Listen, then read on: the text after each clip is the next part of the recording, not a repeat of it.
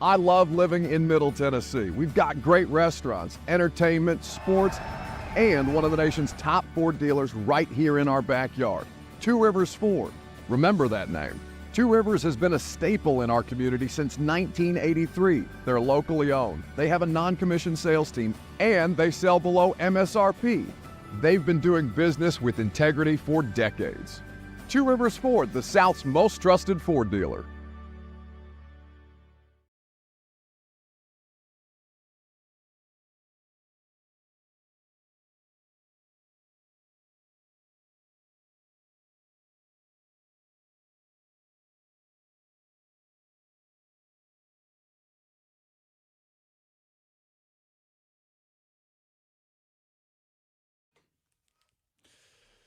Good morning. Titans roster is all but finalized ahead of week 1, and there's much to discuss on this Thursday. So let's let Titans general manager Mike Borgonzi do it as he is meeting with the media now at Ascension St. Thomas Sports Park. Communication between the staff has been great. You know, these last couple of days have been really tough here. It's We'll always go to that in just a moment. Mike hard Borgonzi, decisions with Titans to make media here after at the the end Titans with the roster. following the initial 53-man roster. I bring appreciate in all 4 the players work that they the claimed off personnel of staff waivers. put in, Practice the squad is coaching staff, finalized, and take 2 communication. with Mike Borgonzi now. There really was some tough decisions here at the end, but you know, I think we're excited here to get this thing going here for week 1 in Denver. All right. Go ahead, guys. Mike, you guys had prioritized availability pretty highly, and guys you brought along. Jalen Armour-Davis hadn't played a ton over his first 3 years. What maybe made him different was worth maybe taking? Yeah, you know, Jalen, we looked into. You know, I've studied Jalen since back in Alabama. You know, he has had some injuries, but we feel like we have a good plan here with the training staff and Matt that we're going to be able to get him up to speed. You know, he's a talented corner. As we were going through, you know, these preseason cuts, really, he was, you know, one of the better corners out there that we saw. So, you know, he's still young, he's talented, and there was, you know, 4 other teams, I think, put a claim in for him, 4 including us. So, yeah, you know, I think anytime you can add a young corner to the roster, that's why we put the claim in. Like where Cam is from the time you first got your hands on him here to now getting ready to start week 1. How do you like his progress? I'm very pleased with Cam. I mean, the whole staff is the way he's come in here and worked from day 1. You know, the time he's put in, early mornings, and just like any other rookie quarterback, they have to work, you know, through some stuff. But I thought just, you know, seeing him going up against an Ars defense during training camp, having the opportunity to go on the road for 10 days and, you know, go against Todd's defense and Raheem's defense in Atlanta, seeing all those different pressure looks and handling that stuff. That's really the toughest thing for these rookie quarterbacks is really just handling protections and seeing all that. And you know, I think he's done a great job with that. You know, anytime there are mistakes, you know, he'll go back with Bo and Callie and Nick to work through it. But I think he's done an outstanding job with it. That being said, how do you like the way Brian Callahan and Holtz and Hardigree have worked with him to get him to this point? Yeah, the one thing they all work together with him. So whether he's meeting with Bo after practice, I know he meets with Brian, you know, late after practice after the day's over. So there's like this constant communication between all those coaches with them. And you know, the relationship with Cam, you know, between Brian and Nick and Bo has been great. You know, they've all coached quarterbacks before in the past. You know, with Brian and Bo, and you know, I think it's been great. You know, it's constant communication between all of them, and they're all on the same page. How big is that jump for him from limited snaps, pretty vanilla defenses, and a directive not to get hit, into full games, everything goes defensively, and obviously going to get hit? Yeah, I mean, the live bullets are flying now. I mean, you go through the preseason, but anytime it's like training camp, it picks up. You know, the preseason picks up in speed, and in week 1 in Denver, it's going to pick up. So there'll be an adjustment to that. So, you know, I think he got hit once, took 1 sack here in the preseason. But, the speed of the game picks up here as we go on. So it's going to be adjustment for all these rookies, not just him. What did you see out of Brendan Crenshaw-Dixon that said he needed to be on the 53 ahead of some of the guys who had a little bit of experience? Yeah, he's done a really good job since even we got him here in OTAs. He's made a lot of progress here. And when you have those young tackles that you think have a potential to hit really high ceiling, and Brendan is one of those guys right now, and sometimes you want to hold on to those guys, especially when you get down to the cuts here. Teams are always looking for young tackles. They're hard to find. So I've been pleased with his growth. He's got a ways to go, but working with Bill and the staff, he's got a lot of potential. So that's the reason why we held on to him right now. Talked about being thin on the back end of the roster coming in. He's your lone undrafted rookie. How do you feel like you guys did with your undrafted rookie class, given that? Right? Yeah, good. I mean, I thought the competition was good. We obviously kept Brendan on, and Restrepo's back here on the practice squad. Yeah, I mean, you're always, these guys, even though we let them go here now, they could be back here at some point. We made some waiver claims, some guys we added to the practice squad. So I think our staff always does a great job of evaluating these young guys. And, it's different every year for the guys that you keep. It depends, what your depth is on the roster. We found an opportunity here to claim a couple of young guys, couple of corners here at the cut down day with Warmack too. I think they came in here, they competed well, and like I told them too when we released them, this might not be the last time we see you. We could bring you back here on the practice squad at some point this season, so it's always fluid. How much were those moves to get Womack and Armour Davis a reflection of your expectation for Legarius at the start of the season? Just kind of what is your expectation for timeline for the program? LJ, he's been doing great. We got him out here at practice this week here, and really we'll see how he looks next week. But corners you can't have enough of. I know we have 7 right now in the active, and we went heavy in the O-line. Those positions are tough once you get into the season. So there's a lot of roster gymnastics you have to do here at the beginning to try to keep some guys, and corners and offensive linemen, in my experience, have been the toughest position group to really find during the season. So that's really the reason why we went heavy there. The class of 2023 from just 2 years ago is really right now down to just Peter. Of course, Tajay's on IR, so is Levis. But it seems, is that just a product of calling out some parts that maybe don't fit as well as some of the guys you've brought in, or why do you think that some of those guys just couldn't stick around? This league is really tough and competitive year to year. So it just happened some of the guys that we brought in, we felt like we were going to keep them.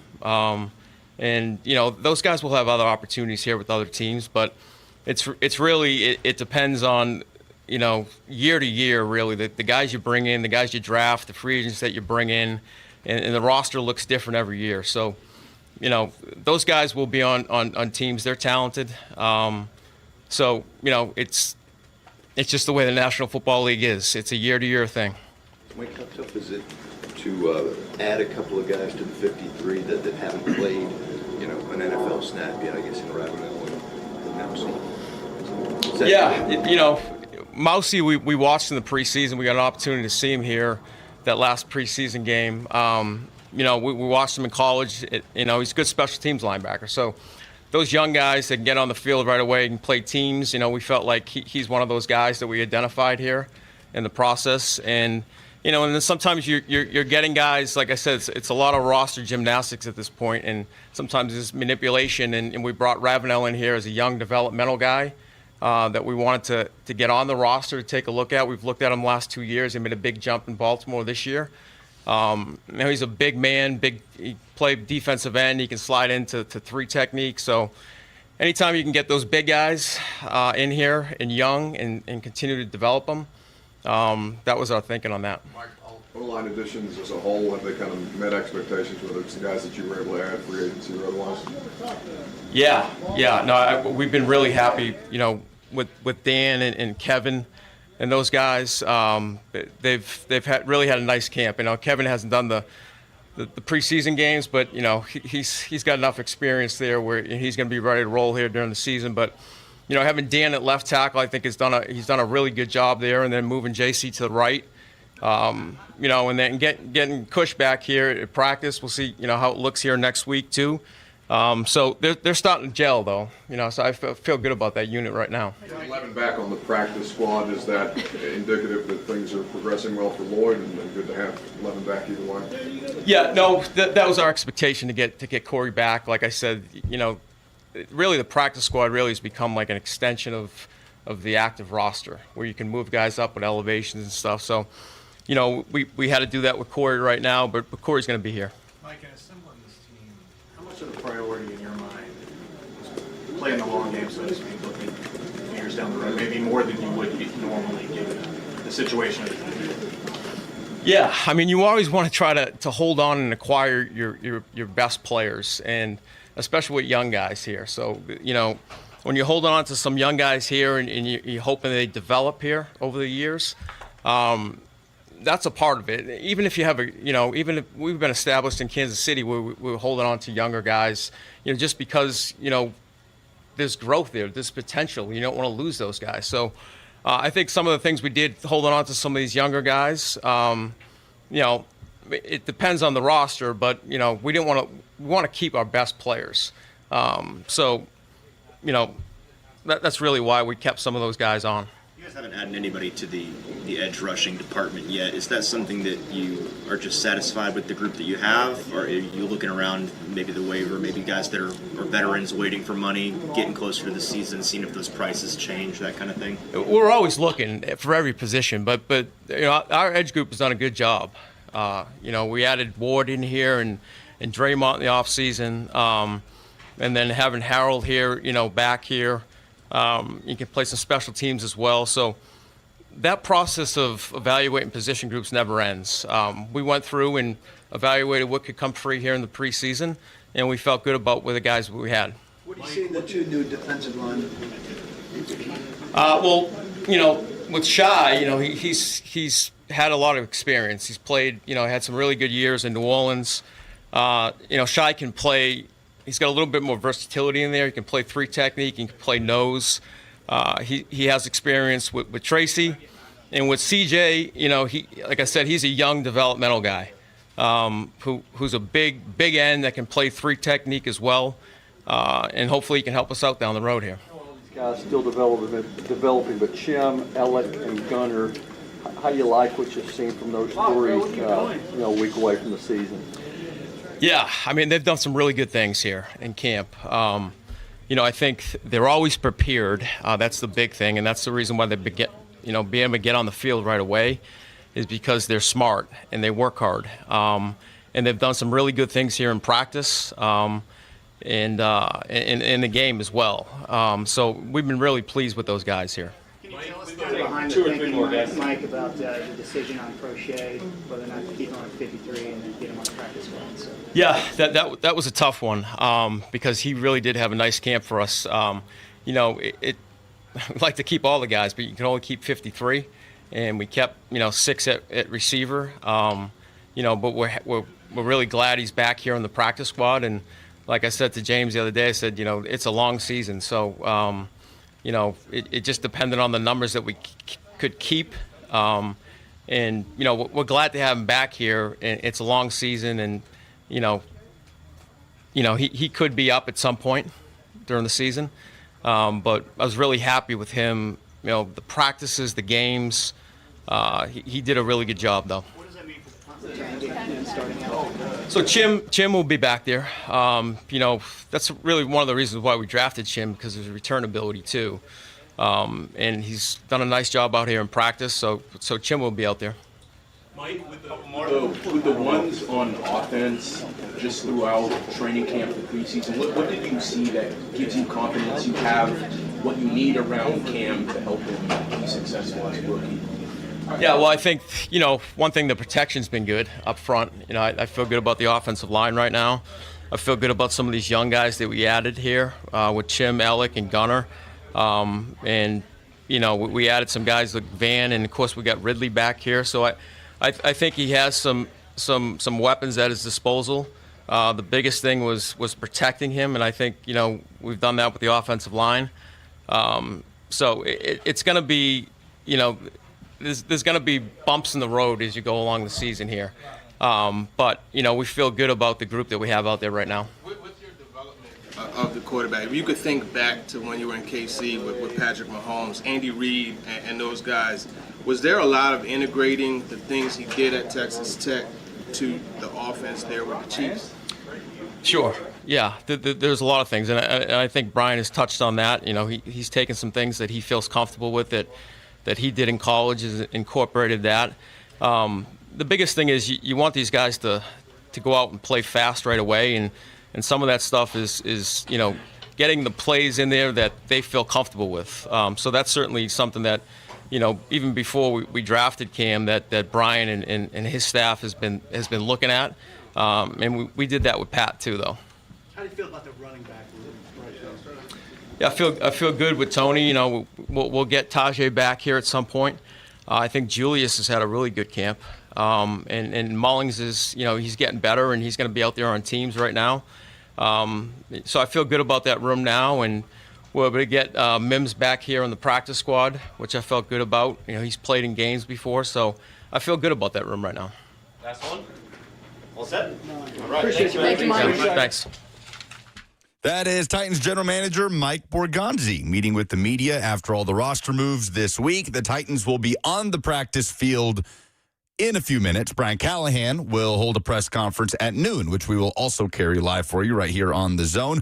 Welcome in. Buck is at the facility. He's going to make his way over here. I'm Lucas. That's Robert Walsh. We're hanging out until 1 p.m. And Robert, the vibes are always better when Buck's not in the studio. You even let your hair down. I put it back up in the presser while I had to take some notes here. I'll whip it down for you. 1045 The Zone TV, YouTube, Facebook, Twitter, and Twitch to see Robert's flowing locks. You can also hang out in the F&M Bank chat and jump in, 615-737-1045. What are your biggest takeaways from what the general manager had to say? We've got a few, and we'll get into them coming up next.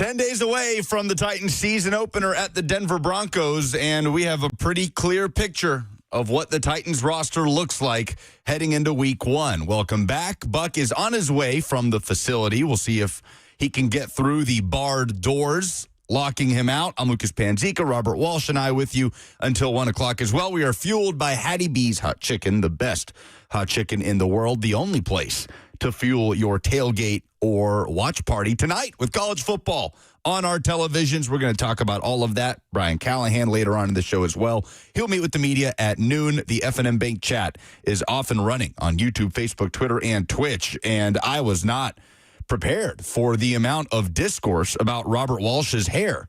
Flowing locks shown on camera, which is unusual, which is rare, and I think people are happy to see.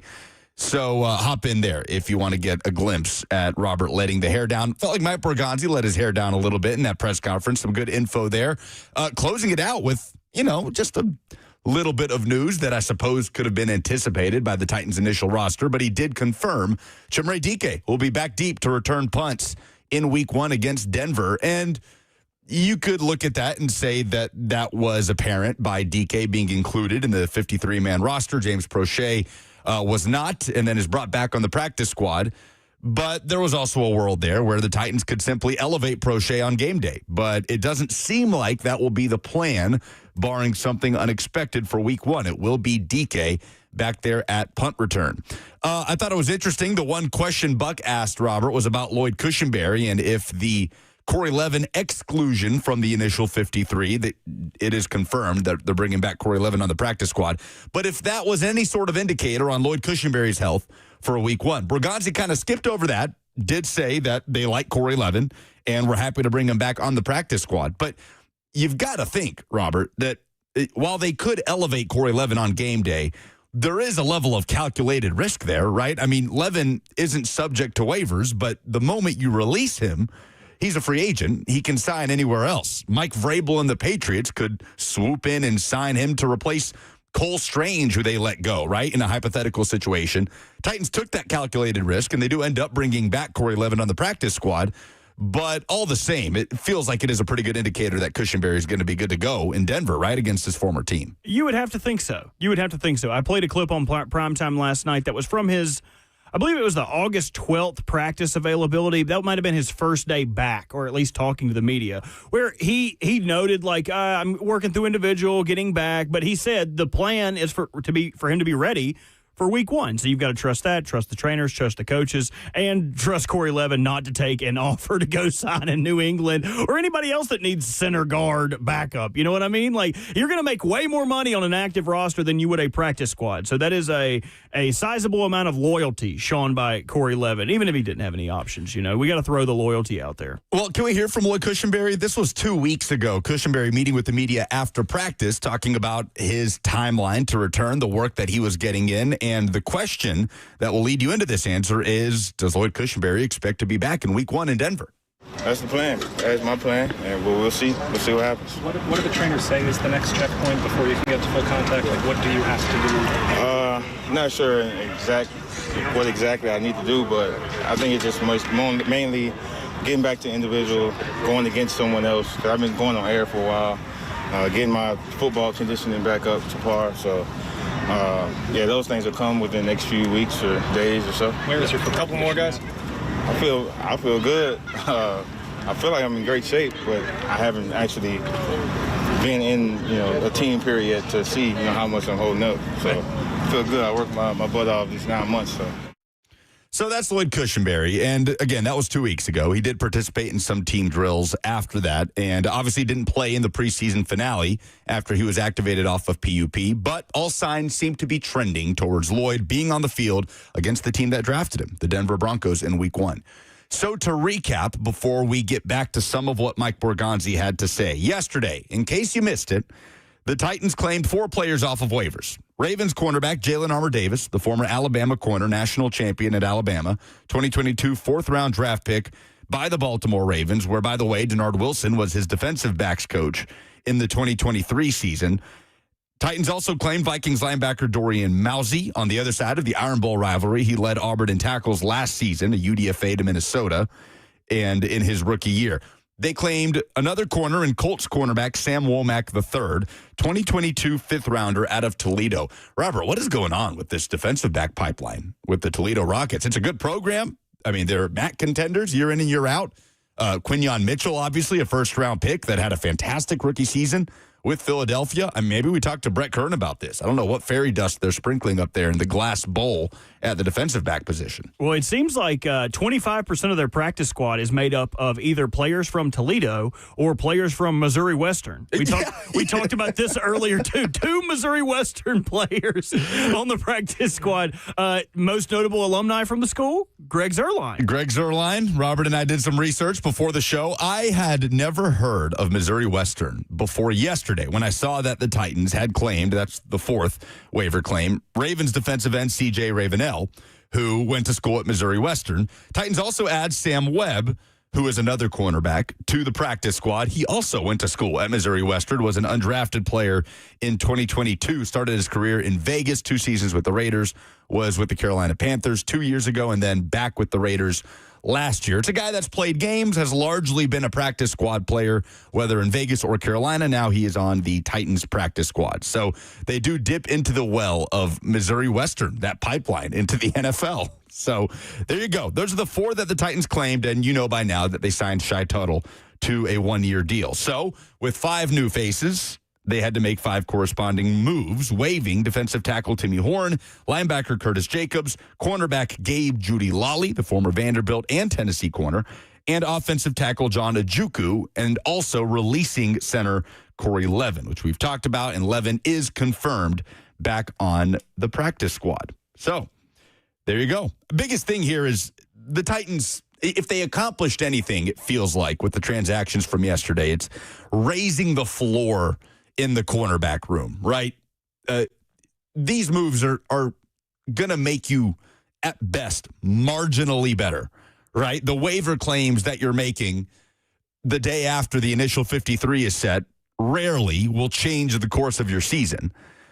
But they let go of the likes of Gabe Judy Lally to bring in a Jalen Armour Davis, who's a very talented player who, by the way, at his 40 time, 4.39, I'm sure, Robert, you were tracking that when the Ravens drafted him in 2022.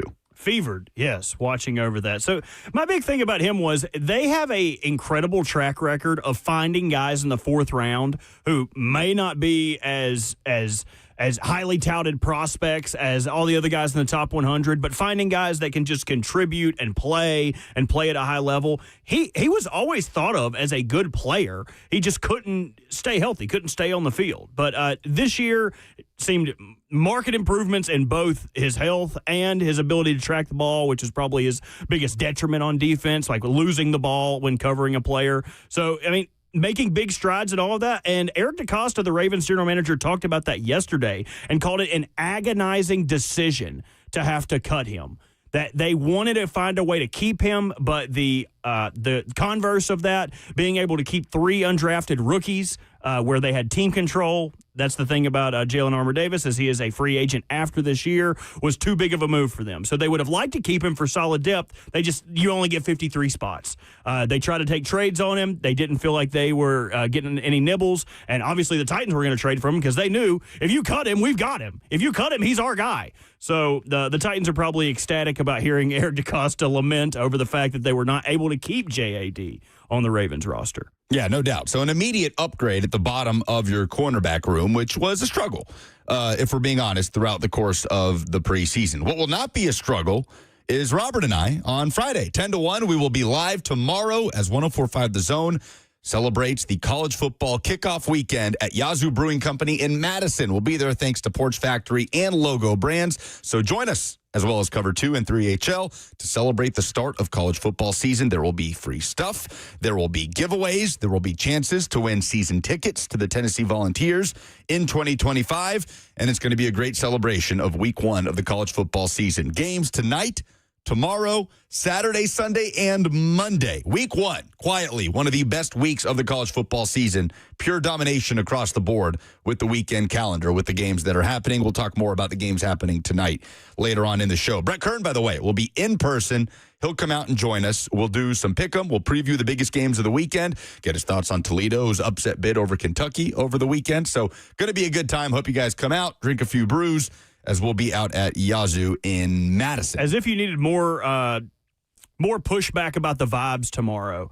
I think I have confirmed Stoney Keeley. Oh, will be on the show at 10:20. We will talk about Titans roster, moves, Yankee candle scents, anything that comes up. Did you know he wrote a book of poetry about the Titans? I'm wondering if I could get him to bring a copy with us and regale us with some of his Titans poems. Or maybe come up with the poem on the air. Improvised. I like that. So that's what's in store tomorrow. By the way, the blessing of having, the blessing and the curse of having the number 1 spot in the waiver order after a dreadful season. Field Yates put out 6 players that had multiple teams try to claim them yesterday. 2 of them are now in the Titans. Jalen Armour-Davis, I guess unsurprisingly, had 4 teams try to claim him, which Mike Borgonzi alluded to in his press conference. Titans, Saints, Dolphins, Eagles. He's here in Tennessee. Sam Womack had 2 teams try to claim him, the Titans and the Cleveland Browns.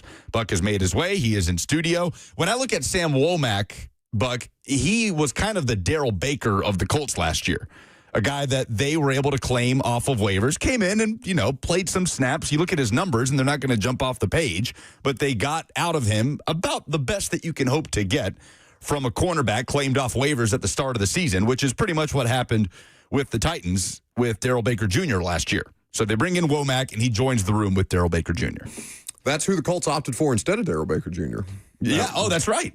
So it all comes back around. But I think it's to kind of the point of all of this exercise is you're just trying to incrementally improve right now. You're trying to take wins in the margins wherever you can get them. And so if what you have in Sam Womack is slightly better or slightly younger or slightly more viable for the system that you're running than a Darrell Baker Jr., who was serviceable plus for you last year, and I don't want to denigrate the guy. He was thrust into spot duty and held up as well as I think anybody could reasonably expect. Right. Well, I mean, yeah, I think that's pretty tangential. He may not be here in a week. He may not be here in a month, but he's here for right now.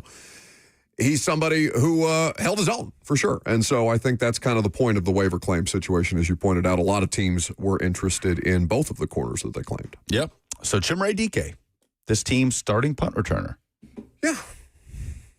And they got Prochet in case. Just in case. So it's kind of like Levin on the practice squad. I'm sure you guys carried the whole press conference. We were able to carry the whole press conference. Yeah, so they've got their break glass in case of emergency at center and at punt returner. So they can try out the young guy. If the young guy doesn't work, it's essentially daring another team to put James Prochet or Corey Levin on their 53-man practice squad. Maybe that happens at some point, but at least not in the early going, right? You can just kind of work your way through these early phases of the regular season, give DK those opportunities. Now, it's a big task, right? That's a lot of pressure to put on a rookie, but they're going to be putting a lot of pressure on rookies all over the place. Robert, what do you got? The F&M Bank chat, by the way, very unhappy to see Buck on camera. They are demanding, including Ron Slade, to bring back Robert Walsh's camera shot. Why? Because you straightened your hair? I didn't straighten it. Another woman did. Not even your significant other woman. Yeah. No, it was Erin. I believe it's Erin. I have her card somewhere. I met her on the street walking to Sonic the other day. She was like, "Oh, I'd love to do your hair." It looks fantastic. I'm very happy with it. I know I'm always gassing you up, but but also it is flowing. You're like one of these breeds of dogs that after a while, if you don't groom it properly, it gets a little matted. Where they have the brown streaks in their eyes, and it's like, come on, take that dog to get cleaned. Yeah, I'm that dog. You were starting to mat. I think the heat and the sweat that had accumulated in training camp. We knew you were a dog without you having to pant. Hell, I hear you pant coming up the stairs. Sometimes. Put yourself back on, even if it's a one shot of just Robert with us talking. Let's see your hair. Now turn the lights on, give them the full effect, because I noticed it really is. Again, I feel like I've gone 2 days in a row getting ready to say something nice about you, but your hair looks majestic. It looks incredible. It really looks incredible. Oh, my goodness. It's Like as that. good as you've ever looked. That puts Fabio to shame. No, it is. Truly. It is Fabio. It is equal, He looked like if he not just better. played dizzy bat with the way that he swung himself Dude, I around. for in real there. almost crashed into the master control tower. I mean, who knew? Oh, my goodness. The F&M Bank chat is rejoicing. For once, I don't blame the chat. I don't blame the chat today. Slay leading the charge. Tyler had a bunch of tomato emojis in there. Is he throwing rotten tomatoes via the chat? Because Probably. That'd be pretty clever. Putting Robert on camera. That's pretty clever. 615-737-1045 is the number. So what is the term for what you got done to your hair? I know people are here for roster math and things like that, but this is way more interesting. I got it cut. I don't know. I don't know anything about any of this. She was like, so what do you want to do? You didn't ask? No. You should do this on a regular basis because you actually look like, a reasonably attractive human being today. And it was actually cheaper than I get my hair cut like 3 times a year. Like if I have a wedding or a big event or something. But I usually go to the hottest looking hairdresser, whoever has the nicest looking hair. I'm like, hey, obviously I am a troll. Like, do your best. She was like, okay, what do you want to do on the sides? I was like, you pick. What do you want to do with your beard? You pick. What do you want to do with your hair? I don't care. She was like, oh, let's wash it. I'm like, great idea. Great idea. Why didn't I think of that? It's a dealer's choice. Wash it, you say. She was like, she washed it the first time, got all the soap set. She's like, okay, I'm going to add a little conditioner now. I was like, conditioner? This is an extra. I'm not paying for this, right? Nope, just the cut. All right, so she maybe did a fantastic job. why don't you, because Lucas also just recently got a haircut, why don't you give Lucas the card of this woman so that he stops getting his hair cut like his 8th grade spelling bee picture? Her name is Sam Langston, and she cuts hair at Scouts and Donaldson. She was fantastic. Shout out to Tomas, who cuts my hair. I like to get it as short as possible so I don't have to deal with it. You asked for the months. most exotic name in a barbershop, didn't you? Just so you could say that Tomas does my hair. His name is Thomas. You think the barber's lying? You think the barber can upcharge if you're getting your hair cut by Tomas They're instead like, of Thomas? Hey, when's Tomas getting here? They're like, hey, where's Thomas at? They don't say Tomas. He says he's from Cuba, but he might just be a guy from South Dakota named Thomas. Dude, that would be a great, like, how would we zhuzh up any of our names? Like, would I, Robert? Robert. Ooh, I should be Robert. When you actually wash your hair, you get to be Robert. It's like Urkel versus Stefan. Yes. Like Robert is my done up version of Bert. Buck would be Boosh. Bouquet. How would you? Don't strain yourself too hard. Yeah, your name. You have just like a poor sounding name. Buck. What? Such a poor name. Lucas. Like elegance. No, we determined this because of his posterior, Lucas. Lucas. It doesn't sound as elegant as Robert. Well, nobody accused you of being elegant the way that you limp around here on a regular basis. What are we doing coming up next? I just walked in. My tendinitis is flaring up. We'll continue to react to Mike Borgonzi's press conference, a few things on Cam Ward's development, Brandon Crenshaw-Dixon, and more. I'm Buck Rising. It's 104.5 The Zone.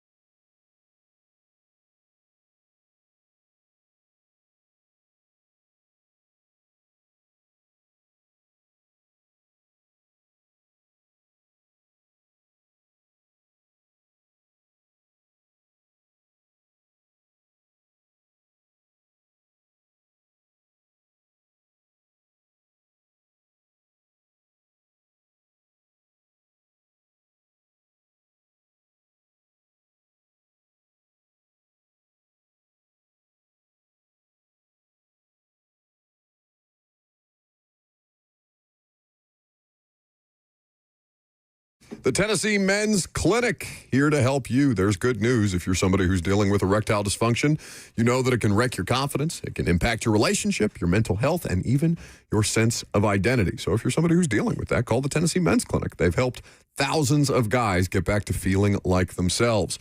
These aren't cookie-cutter treatments. The Tennessee Men's Clinic is urology-based and staffed with multiple licensed providers who specialize in men's sexual health. They use proven treatments tailored to your specific situation. No one size fits all. Forget waiting around. They have in-house labs, so you get your blood work results in minutes, not days, because too many guys rely on pills that don't work or come with nasty side effects. There are better treatments out there, and sometimes it's a combination of those treatments that finally unlock the results that you've been missing. Your initial appointment is only $99 and includes a full medical consultation, blood work, and, if medically advised, a test dose right there in the office. So call today at 615-208-9090. That's 615-208-9090 or book online at TennesseeMen'sClinic.com.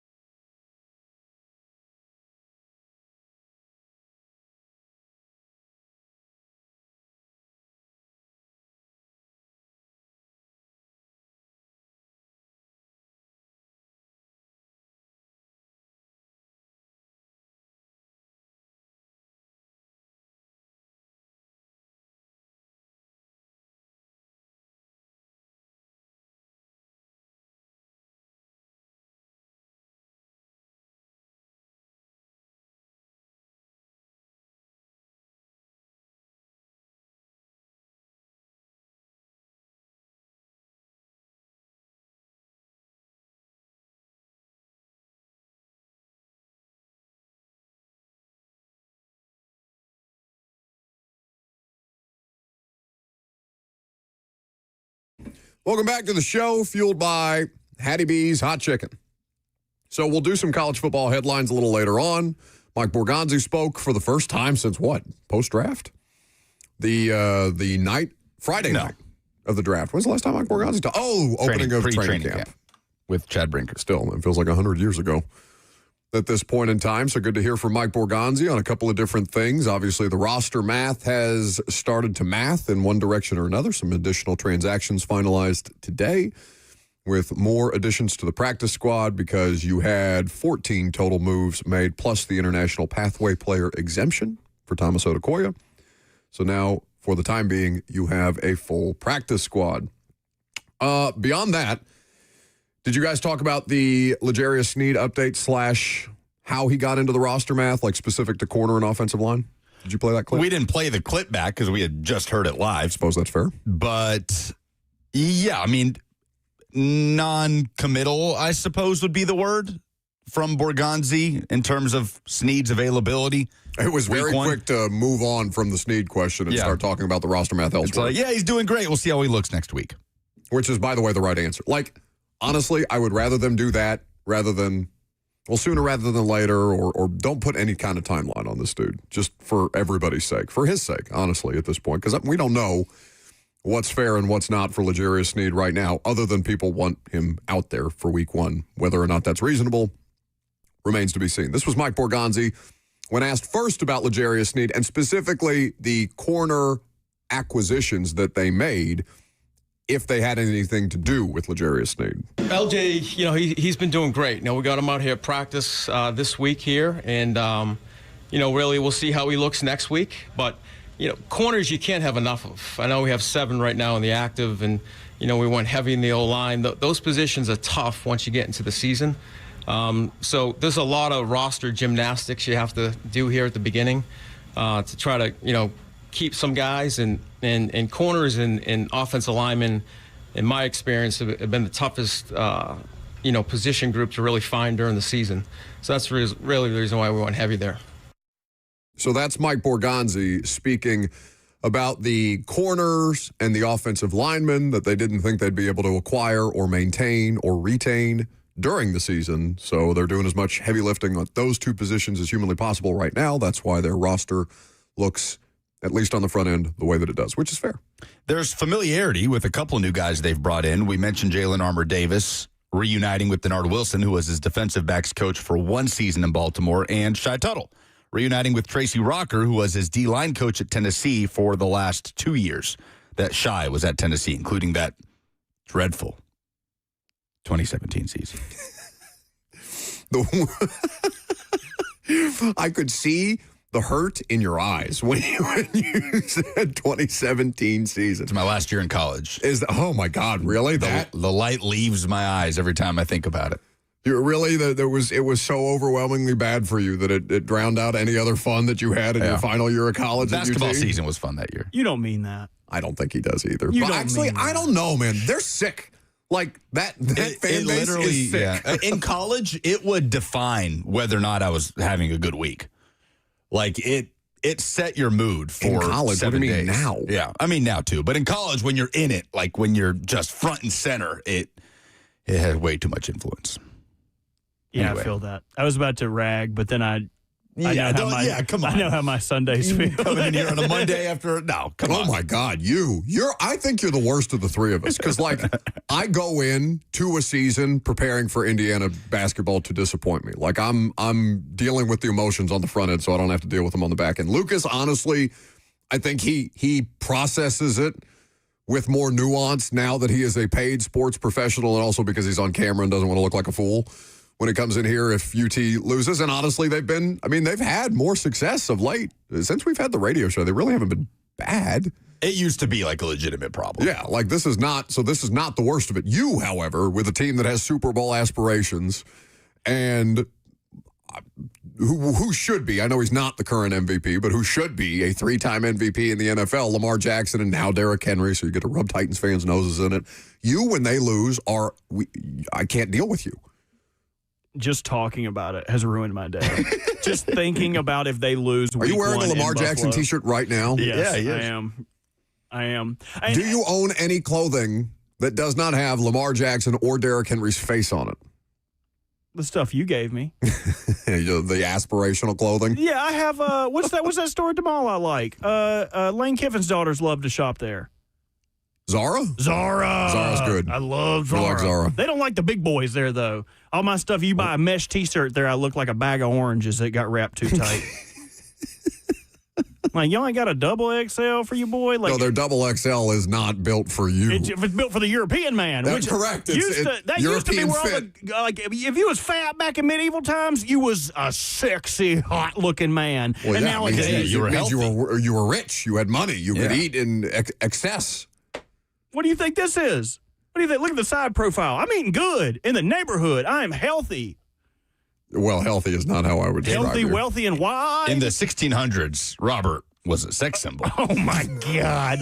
The winches lined up down the road to get a hold of me. Were you, is this one of those burn the witch, spare the witch type of situations? I don't think so. I will say that, God, my ancestors are probably in Ireland starving. They're probably looking down on me like, God, you've wasted your potential. Just like, I have a light bulb in my... Was it just your ancestors that feel that way? Well, my mom doesn't call me anymore. In my computer room, I have a light that like flickers, but it only flickers sometimes of the day, and I like to pretend that's my ancestors. Like, what are you looking up? What is this, there? Mulan, where they're speaking to you through the candles or something like that? Yes. They're just watching you eat a sweet potato in your sleep when they didn't have potatoes for the last 20 years of their life. It's like I had to build my own house, and this guy's just a playing house at home. This is what we fought the British for? This thing sleeping on a mattress on the ground, eating a whole raw sweet potato. Oh, God, it was rough last night. I woke up this morning and my gums were so sore. I'm like, what the hell happened last night? We ordered pizza and the crust had gotten really hard overnight. And I went into the oven where no one put the pizza up. And I ate like 4 pieces of pizzas, hard ass crust. My gums are so they're probably like cut up when you eat like Captain Crunch and it tears up the roof of your mouth. Dude, it's like I would be in less pain right now if I would have chewed on broken glass. Oh my goodness! I can't. I'm going to have to chain myself like what's the vampire movie? Bounce on it, crazy style. Nosferatu. You're going to have to chain me to the bed like Nosferatu so that I do not get up in the middle of the night and eat oranges with the peel on. Why Cheyenne puts up with this? It's just, again, another reason that... You can guess. No, I'm sure it's not that either. I'm positive. We got college football headlines. I've seen you take naked too many times to be able to confirm that, bud. At least you've seen it. I'm Buck Reisig. It's 104.5 The Zone.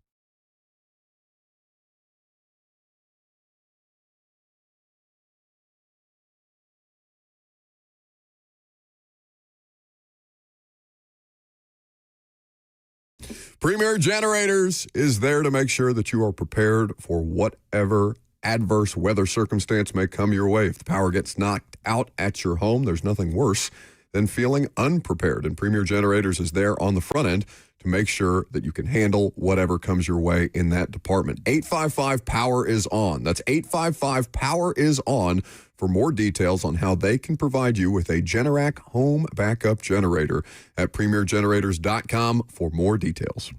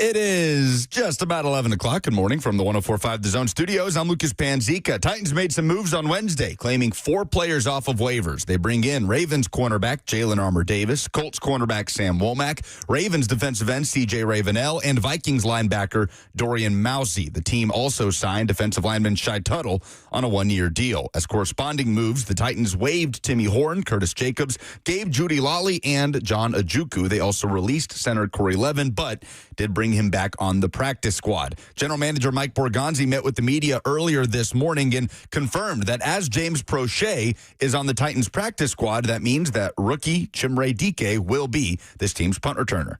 So Chim will be back there. That's really one of the reasons why we drafted Chim, because of his return ability too. And he's done a nice job out here in practice, so Chim will be out there. Titans announced their 7 2025 team captains on Wednesday, including rookie quarterback Cameron Ward. Week 1 of the college football season kicks off tonight with Boise State and USF. That is at 4 p.m. on ESPN. Nebraska and Cincinnati face off at Arrowhead Stadium tonight at 8. For all your foundation repairs and waterproofing needs, visit USSTN.com. Breaking news at once on your home for the Titans and Vols. This is 104.5 The Zone.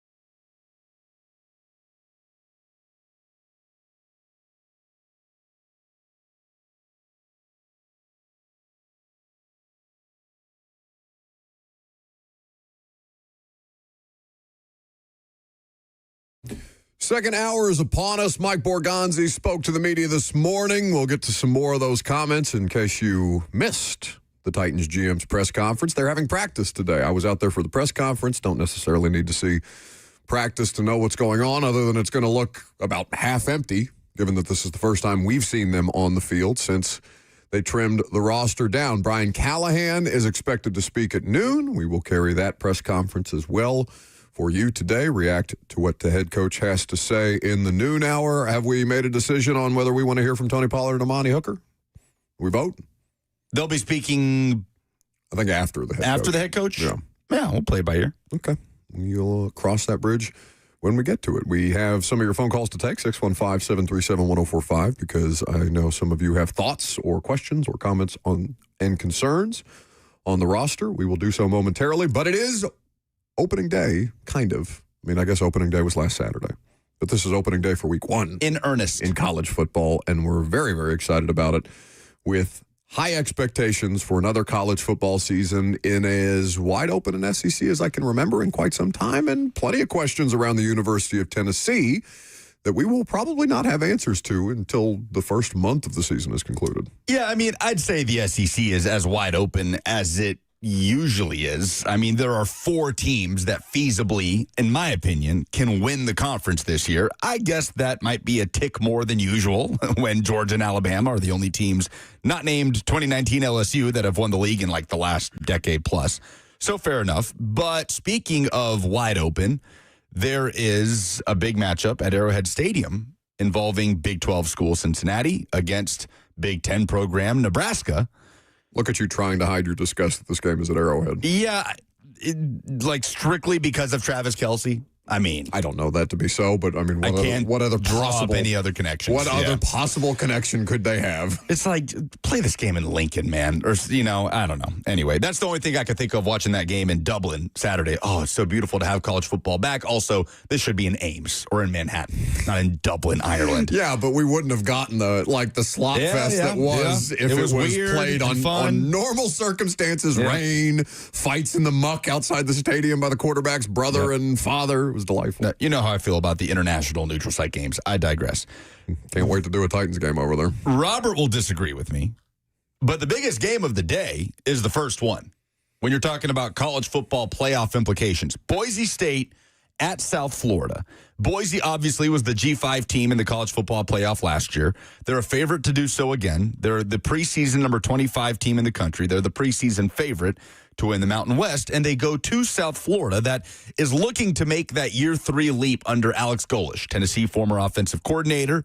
They have grown incrementally year over year under Golish. That offense that he brought over from Tennessee has given a lot of teams trouble, including Alabama. Remember that nightmare game 2 years ago down there in Tampa?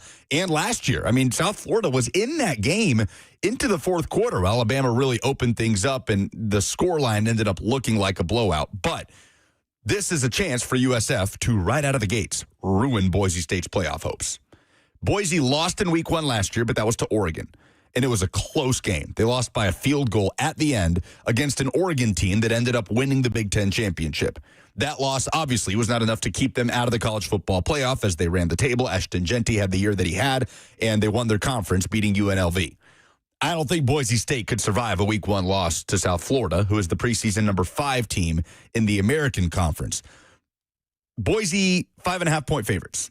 So, interesting kind of upset watch game, kicking off early. Love this, 4:30 p.m. on ESPN. I mean, you'll barely be getting home, and there will be college football on your television tonight. And Robert, we have the night off of prime time, so we can just sit on the couch and be slobs and watch football. That's why when you were like, do you want to work Tuesday to get Thursday off? I was like, I guess, because there was no way I was going to be attentive, useful, helpful, anything while ECU is kicking off at 6 o'clock. Since when have you ever been attentive, helpful, or useful?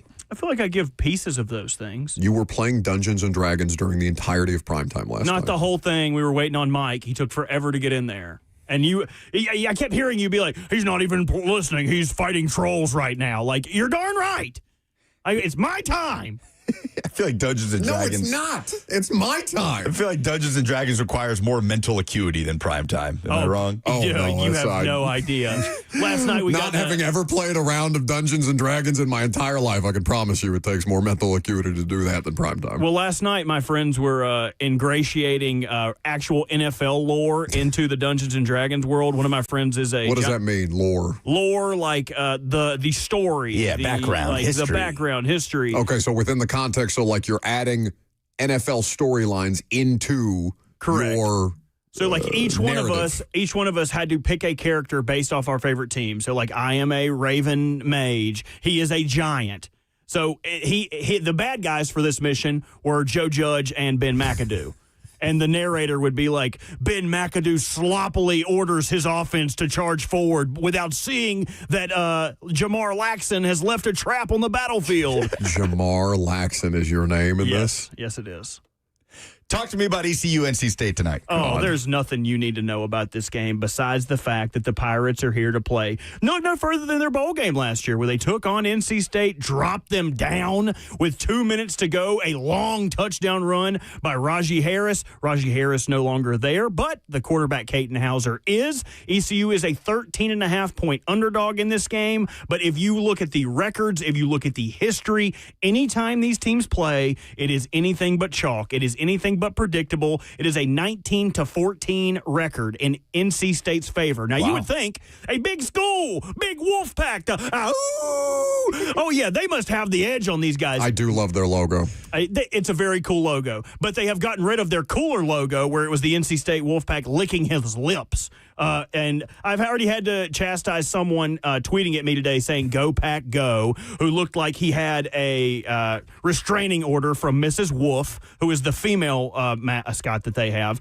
All I'm going to say today is 13.5 is too many points for an in-state rivalry. There are nobody that you know from the past is walking through those doors to help Dave Dornow. Not Mario Williams, not Russell Wilson, not Phillip Rivers, not Nate Amerson, not Ike Ekwonu, not Don Buckley, not Ralph Britt, not Garrett Bradbury, not Stephen Burton, not Connie McBarry, not Ricky Bell, not Ray Agnew, not Mike Coffer, not A.J. Cole, not Ike Coley, not Chris Coleman, not Tycoon, not any of those guys are walking through that door to help the NC State Wolfpack take down the Pirates. Something you need to know is John David Baker. NC State and their ragamuffins on social media tried to make a fake Hinge profile for him to say, oh, looks like ECU's married OC is slinging it around in Charlotte. That's such a great college prank, though. Make a Hinge account for the opposing That's coach. crazy. Well, all you need to know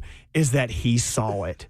He saw this. The university had to ask him about this. So when they're preparing, Are you kidding? You had an internal investigation about the fake Hinge account? The whole reason I love this guy, after every win, he posts a picture of himself outside of whatever stadium smoking a cigarette. Yes. Post-win cigs with John David Baker.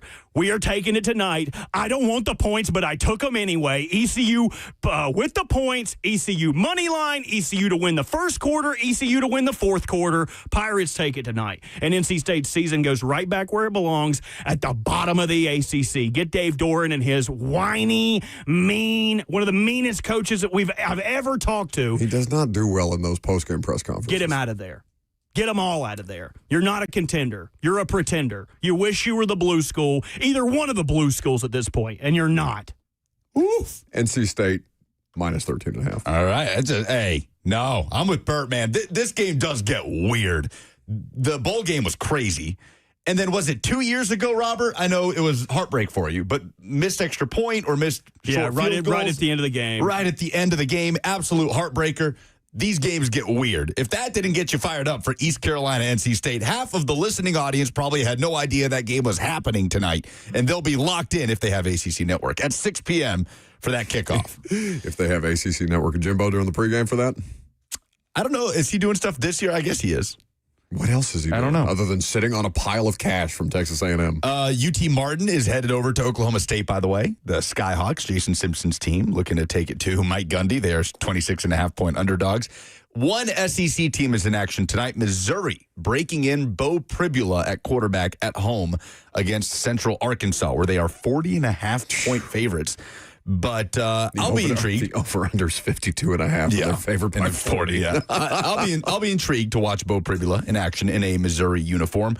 In terms of news, Bill Belichick has named his starter. It is Gio Lopez, the South Alabama transfer, which isn't a big surprise. Monday night, that game against TCU, Bill Belichick, David Ubben will be in attendance at that game, and we're going to have him on the show on Tuesday to give us an up-close and personal account of Bill Belichick's college football debut. This was big news. Alabama defensive lineman Tim Keenan III is out for multiple games with a high ankle sprain. He's going to have to undergo tightrope surgery. He is a significant player for that front. He's a starter. He's a team captain. And we talked yesterday about Thomas Castellanos, the Florida State quarterback, saying that his defense is the best he'll see all year, not this Alabama defense. Alabama defense down a major player up front. I think Alabama's going to win this game, but I will say I feel like in terms of SEC fan bases, Bama's is the one with the most meltdown potential in week one. Oh, if they were to drop it. Oh, you know really? what I mean? Even more than LSU? I or think are they even just more kind than of, LSU. Is LSU at a point where they're just kind of expecting, all right, Brian Kelly? LSU losing, absolutely, there's pressure there. They haven't won a week one matchup since pre-COVID. I mean, think about that. That goes back before Brian Kelly. Yeah. And obviously that's continued under Brian Kelly. But will LSU fans be upset if they lose a knockdown, drag-out fight to Clemson with the last-second field goal in the fourth quarter? Yes. I don't think it will match the meltdown if Alabama is to be upset in Tallahassee against a team that won 2 games last year. Especially with all the smack this kid's been talking. Because it's like now's the time for Kalen DeBoer. And I picked Alabama to win the SEC this year. I think they're going to be a national championship contender. I think that has the most meltdown potential. I also don't think it's going to happen. 615-737-1045, the number if you want to participate. Oh, did YouTube TV reach an agreement? That's what the chat is saying. I haven't seen people on Twitter.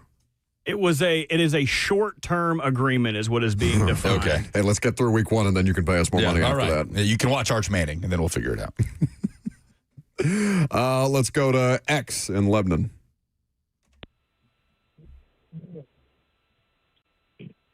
Hello. All right. Barely. No, he's No, I don't care X. Oh, He didn't have the kids today, man. That's the whole reason he's able to I call heard the kids in the background. I didn't hear him when I said, let's go to X in Lebanon. You didn't hear any kids in the background. Those kids. The only kids you heard was Mama. You didn't hear no babies over there. 615-737-1045 is how you get involved. We'll talk more Titans coming up next.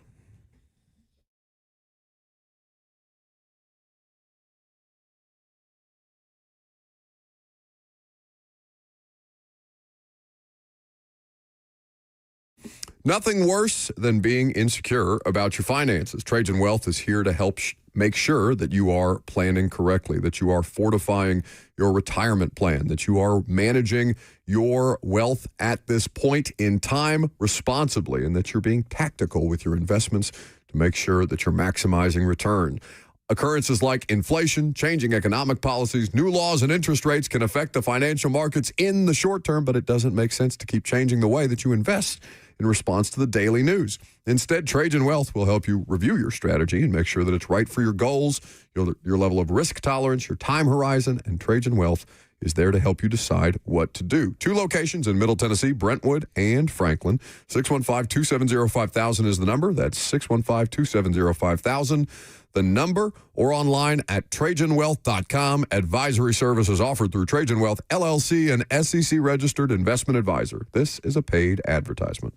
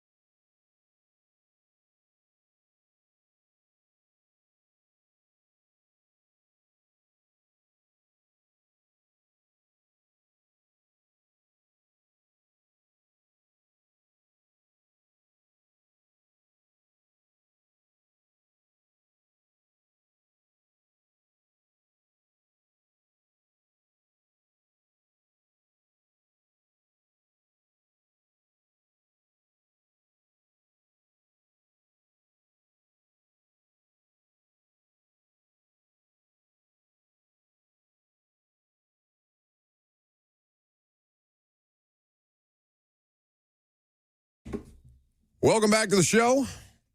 Fueled by Hattie B's Hot Chicken, which, by the way, just sent us a new promo deal, if I'm not mistaken, Lucas. What is the latest from Hattie B's? Football season upon us. Nothing better than a bucket of chicken. That's right. Game days just got hotter. You can buy one wing bucket and get a 1-quart side with promo code FOOTBALL. Go to HattieB.com for killer deals. An entire quart for free of pimento mac and cheese with your bucket of chicken. Hang on, when does that start?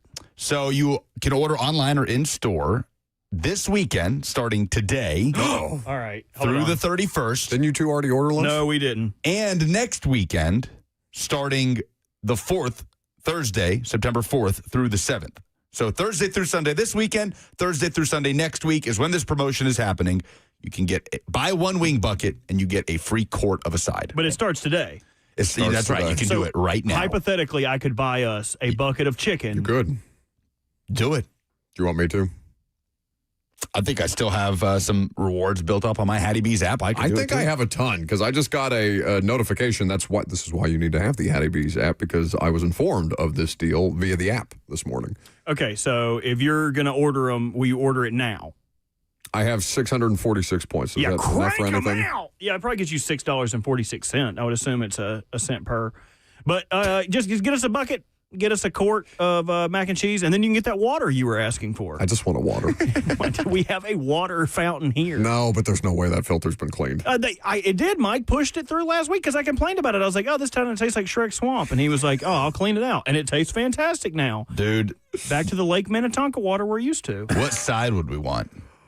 Oh, see, I like pimento mac and cheese, but I love their collard greens. Now, I know a quart of collard greens is a lot. Well, I mean, it's all of us. I could eat a quart by myself. The baked beans are also fantastic. Now I'm on the website looking at a picture of their salad, too, and now I want some cornbread croutons. What were we supposed to talk about before we got distracted by our stomachs? I'm so hungry. Oh, shall we hear Mike Borgonzi speaking on quarterback development, if we have it? Sure. That'll buy you more time to look at the menu. Or I might be. Well, hold on a second now. Play. Why? Because you are also looking at the menu? I have so many things that say Borg, so I have to read through each one of them. He is a bit of a Borg, isn't he? Yeah, he was good today. Oh, no, I thought he was fine. Yeah. I just mean in terms of not like boring. I mean in terms of like a Borg, like he's a football robot. Oh, yes, which is, I think, exactly what they wanted out of the position. It's like presidential elections. You swing from one end of the spectrum to the other end of the spectrum. So you go from Rand Carthon to Mike Borgonzi. Rand Carthon gave 9-minute answers at press conferences. Mike Borgonzi will give you 9 seconds. But a ball lover. To the point. But you were talking about the clip here, talking about quarterback development, and if there's anything that they did in Kansas City with Patrick Mahomes that could translate here to Cam Ward. Let's hear it. Yeah, the one thing, they all work together with him. So whether he's meeting with Bo after practice, I know he meets with Brian, late after practice, after the day's over. So there's like this constant communication between all those coaches with them, and the relationship with Cam, between Brian and Nick and Bo, has been great. They've all coached quarterbacks before in the past.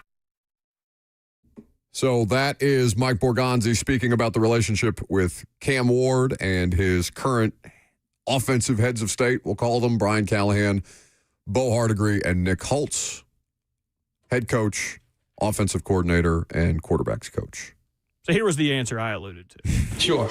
Yeah, there's a lot of things, and I think Brian has touched on that. He's taken some things that he feels comfortable with that he did in college, has incorporated that.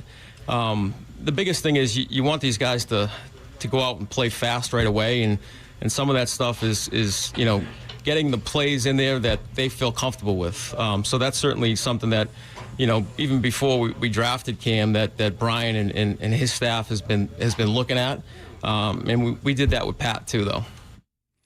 So that is Mike Borgonzi asked a question specifically about his time, his 16 years in Kansas City, which obviously had a good bit of Patrick Mahomes scouting, drafting, development, and everything that Pat ended up turning into over the course of time, where Mike Borgonzi was along for the ride on those 3 Super Bowl victories and Super Bowl appearances that they were also part of, where they lost 1 to the Bucs and 1 to the Eagles.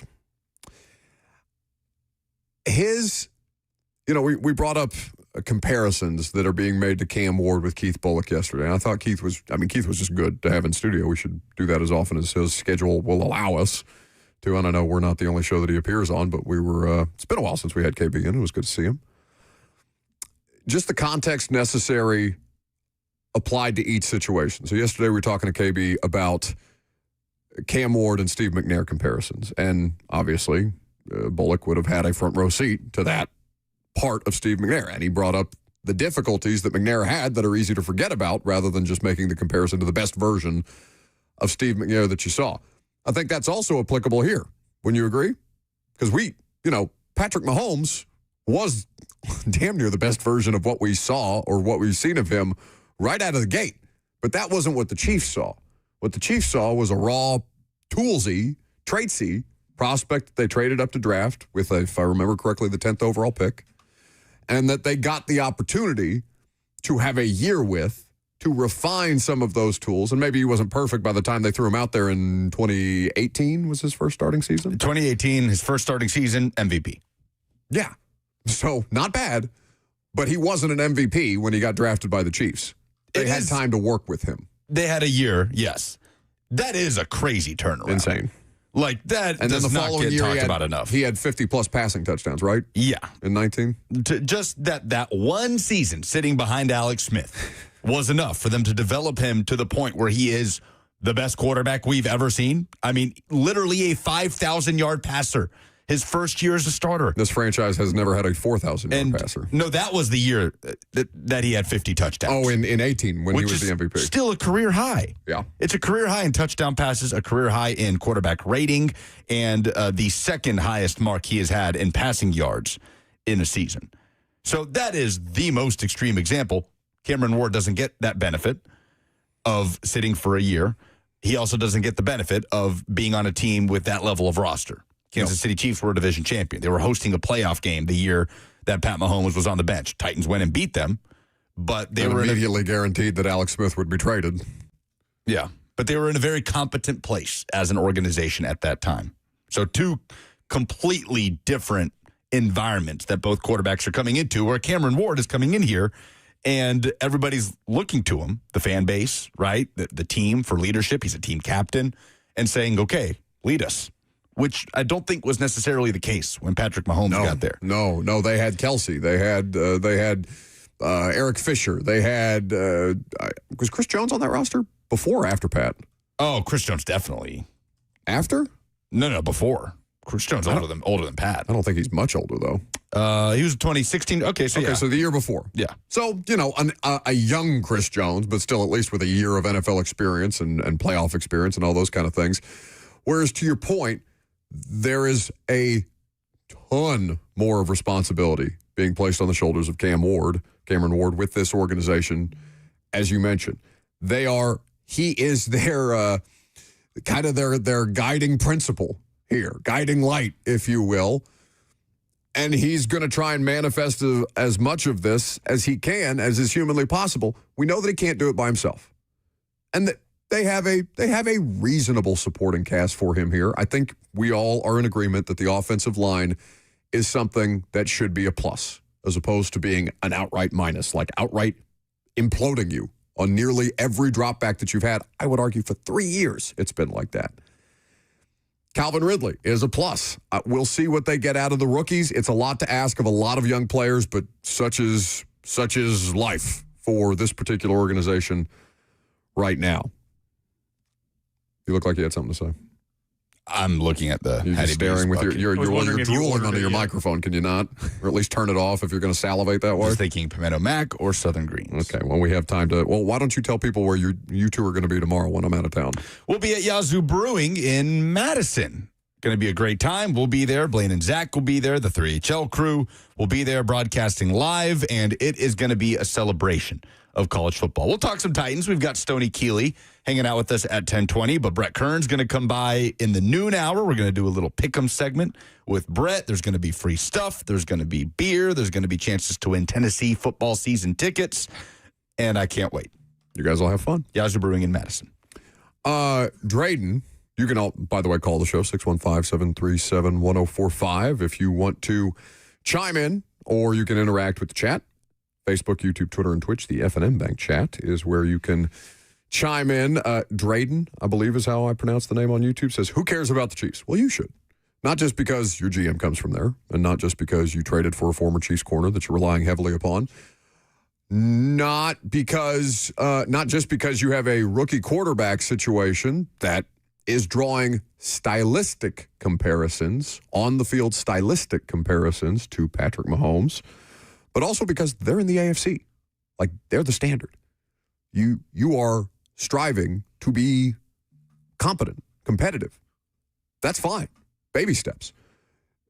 You should care about the Chiefs because that's who you're looking up at among a great many other teams at this point in time. How can you close the gap? Are there things that you can take from a successful formula? You're not going to be able to recreate what the Chiefs had. We understand this. But what can you take from successful organizations, apply it to your circumstance, and be better as a result? There's nothing wrong with that. You should care about what the Chiefs have done. Did you see they brought back Clyde Edwards-Helaire? I didn't. I didn't know he got waived. He was released. Yeah, he got cut. He spent the offseason with the Saints, I believe. I believe that's right. He was with the Saints. Oh, when did he signed with the Saints late last season, like in December, and only played in 2 games, carried the ball 13 times for 46 yards. But, man, what a career path for Clyde Edwards-Helaire after a pretty good rookie season in Kansas City. First-round draft pick. He's had injuries, though, and he was the 32nd pick, right? Yes, because they were coming off the Super Bowl. So I mean, not that he can't give them some viable snaps or anything like that, but I think that, I don't know, it's just kind of the nature of the running back churn and burn. That's why a lot of people hem and haw about drafting a running back in the first round, because they're a bit more disposable than a lot of other positions. Super underrated member of that LSU championship team. Who's the most underrated member of that LSU championship team? Oh, I know. Do you? Thaddeus Moss. That's a great poll. The tight end, who I don't know if he's still bouncing around. Randy Moss's son or nephew? I can't remember. Let's just say relation. I think it's his son. It is his son. He was awesome that season for LSU. Yes. In May 13th of 2024, he announced his retirement from professional football after signing with the Hamilton Tiger Cats in the CFL. Okay. He only had 570 receiving yards in that championship year. I thought it was more, but it did set a school record for tight ends. But it's also the nature of, like, how impactful were those yards, were those touches that he got? It felt like he came up in big moments. It made a huge impact on that team. And again, that team was stacked top to bottom. Top to bottom. Was Stingley a starting quarter on that team, or just Titans legend Christian Fulton? Was he good the year before that and then was hurt that season? I feel like he had to miss a season for being hurt. Well, Fulton missed a season with a suspension. Is that who you're thinking of? Nah, I think was Stingley hurt? I can't remember. Really testing our 2019 LSU Tigers. That was Stingley's. You're right, Robert, that he had a lot of injuries, but his freshman year was that season, and he was incredible as a freshman. Yeah. And then he could never, he played a total of 10 games in the 2 seasons after that combined. Oh, really? That little? Yes. 7 games in 2020, which was a shortened COVID year, and only 3 games in 2021 before Worked out for him, though. He's the best corner in football. He was still the number 3 overall pick in the draft. He's awesome. While we're talking about tight ends that never worked out from SEC teams, you guys remember O.J. Howard? I thought he was going to be like the next guy, man. Bucks tight end. Yeah, Bucks draft pick. Was he a first-round pick? He was. His performance in the national championship game against Clemson had like a 60-yard touchdown run. Yeah. I'm pretty sure that was the one that it was a really close game that Alabama had the surprise onside kick, and Kenyon Drake, I think, had a kick return for a touchdown. But, yeah, his performance in that championship, because he wasn't that productive for Alabama. Do you still have Thaddeus guys ever? Do you still have Thaddeus Moss's his numbers in front of you from his senior year? Well, it sounds like they would be very similar. His senior year at Alabama, 595 yards, 3 touchdowns. That's such a tricky balance, though, because, like, if you're a scout and you see some of those big-time performances, you're like, ooh. And also, O.J. Howard looks like an NFL tight end. You remember, because I think he was on the roster when Brady signed with the Bucs before they brought Gronk out of retirement, and then you were thinking, oh, my God, he's going to have an Aaron Hernandez, Rob Gronkowski type of combo without the murder in the huddle. Like, they could really, really make strides here. And then it just never really panned out that way. He ended up being usurped by Harvard tight end Cameron Brate. That's right. Cameron Brate. We're getting some. Can we just name old athletes? I love from it. It's random my teams? favorite thing to do. God, the F&M Bank chat is naming some quote-unquote Titans legends as part of that LSU team. Dixie says Racey McMath. Unsung hero on that LSU team. Unsung even on LSU is Yes. the one wide receiver that Didn't really LSU do produced that did not really matter in the pros. He's already out, by the way. Ben McKee is my hero on YouTube, says the most underrated on that LSU team is the current center for the Titans. Lloyd Cushenberry was the center for that LSU team. Third-round pick by the Broncos in 2020. We would be remiss to go on without giving a shout-out to Ben McKee, who announced this week, Ben McKee, who covers Tennessee athletics for 247 Sports, that he's battling cancer. And Jason Swain has put out a GoFundMe to help Ben and his wonderful family. At Swain Event is Swain's Twitter, where you can find the link to the GoFundMe page. I know Ben. I went to school with Ben. We graduated together. Just an awesome dude and does great work for GoVols 247. So wishing him all the best in his fight against cancer. Robert is going to put that link for people who are live streaming the show today in the F&M Bank chat. Lucas, if you could send that to the Twitter group, and I'll make sure that we retweet that. It is pinned at the top of Jason Swain's Twitter account, okay, too. Easy enough. So, with all the different things that we have to look forward to this coming season, I think there's still going to be some level of roster churn that you should expect at a couple of different positions. I know that Corey Levin was waived yesterday, and they added a couple of two players with the last name of Webb onto the practice squad. In addition, one is a player who's got a level of center experience, so they have an option beyond Corey Levin. If Lloyd Cushenberry's not ready to go for week one, Robert and I were trying to parse this question that I asked Mike Borgonzi first about the offensive line, just kind of living up to expectation that they spent a good deal of time and money to invest in. He talked a lot about Dan Moore and Zeitler, did Borgonzi earlier this morning. And then if the Corey Levin cut and then corresponding transaction to bring him back on the practice squad was an indication that Lloyd Cushenberry was ready to go. Now, he didn't say that it wasn't, but he kind of skirted the question the way that he did with L'Jarius Sneed, which, again, is smart. If you're a general manager, don't put additional expectations on players, especially a 330-plus pound man coming off an Achilles injury and a corner that's got, a long litany of issues from a health standpoint beyond just the off-the-field stuff. So I don't know. I don't want to read too much into it and say, well, that's an indication that Lloyd Cushenberry is still kind of up in the air with less than 2 weeks to go. But if Corey Levitt is almost a guaranteed week one practice squad call-up, right? Regardless of whether Lloyd Cushenberry's out there, like I would have to think. Yeah, I mean. I would think Prochet too. If he's not, then your backup center is a rookie out of Sacramento State that didn't play center in training camp. Corey Levitt and Jackson Slater. Yeah, that doesn't add up. You feel like even if Cushenberry is feeling good and ready to roll, like you want to have some sort of insurance there. That's a guy coming off an Achilles injury. Sure, but you got to be judicious with how often you use that because you only get 3 before you have to put him on the active roster. But it makes sense. It makes sense to have Levin on practice squad and Jackson Slater, who you just drafted, who did some good things at Senior Bowl, on your active roster. Jael says, what did they say about Sneed? We played that cut earlier. He kind of skirted the question and just said, yeah, LJ's making progress and we're happy with it. No, nothing definitive, nothing really beyond that. He said, doing great. We'll see how he looks next week. Yeah. So non-committal. Again, the correct response for the front office executive, who is at least 50% responsible for L'Jarius Sneed being a part of the Titans. Chad Brinker on the corresponding side of that transaction for the Titans. Don't want to do too much there if you can help it. Coming up next, what are you going to talk about? There's nothing in your grid. We'll hear more from Mike Borgonzi. All right, I'm Buck Rising. It's 104.5 The Zone.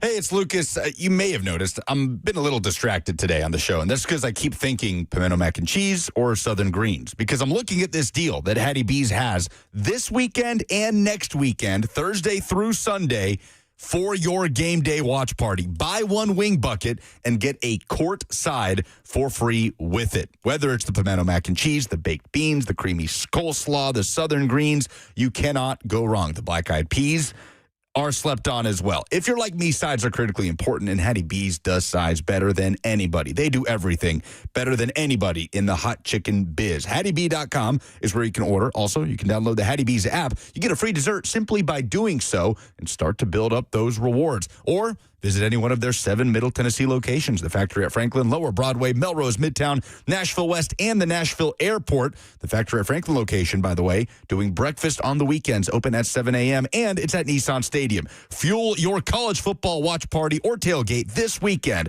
with Hattie B's.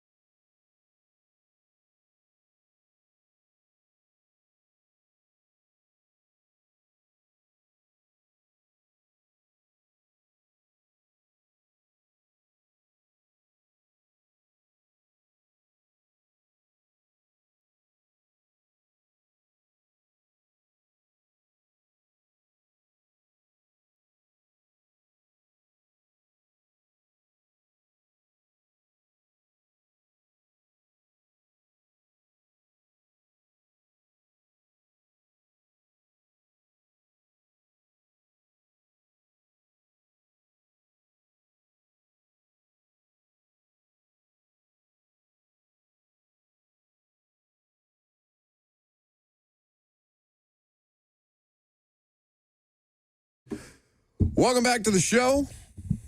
The hot chicken has been ordered. Fueled by Hattie B's Hot Chicken, a bucket. Ugh.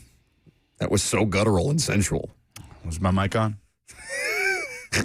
That's the time he remembers to turn his microphone on. When he's moaning lustfully about chicken. Thought I was hitting the talk back. You're trying to do that in my ear? You trying to get me all randy from this? God. So the chicken will be upon us very soon. The music is fitting too. 615-737. I'm going to sound once that chicken gets here. 1045. is the number. I want you to make that noise the entire way as you carry the bucket up the stairs, down the hall. Just warbling as I walk. Into the studio. We got medium, but hot or not, everything in between. Promo code football. I suppose you could do shut the clock up if you're feeling froggy. 12 of them, though. Lord. No, God, no. You got to reserve your seat. I do like... I love it. He's good, but, that's foul. You know you're going to pay for it. Reservation for one, please. We went to... we're going to get to more Mike Borgonzi audio. Hearing reservation for one is disgusting. We're going to get to more Mike Borgonzi audio here in just a second, but he and I went to Hardee's the other day to shoot some stuff for football season. Buck does not finish his sandwiches. He would take a bite of these double cheeseburgers and be like, oh, I'm so full. Well, yeah, it's a lot of food. Like, I won't eat that. I don't need two. Like, it's a lovely value that Hardee's has. An it's incredible value. $5.99 for 2 sandwiches, a thing of fries and a drink. That's great. But I don't need 2 sandwiches. Like I do. Yeah, I know, because you ate 3.5. 2 things of fries and the drink that I didn't want. I didn't. You left some in the bottom. But anyway, we get to Hardee's and I've been in the car for a minute, and so I need to use the facilities. And Robert immediately takes advantage of the opportunity to see me in a public bathroom and go to the bathroom at the same time, which is my nightmare. They kicked me. They tried to tell me to stop taking pictures, but you don't own my phone. I then informed him that I breathe through my mouth when I'm in public bathrooms.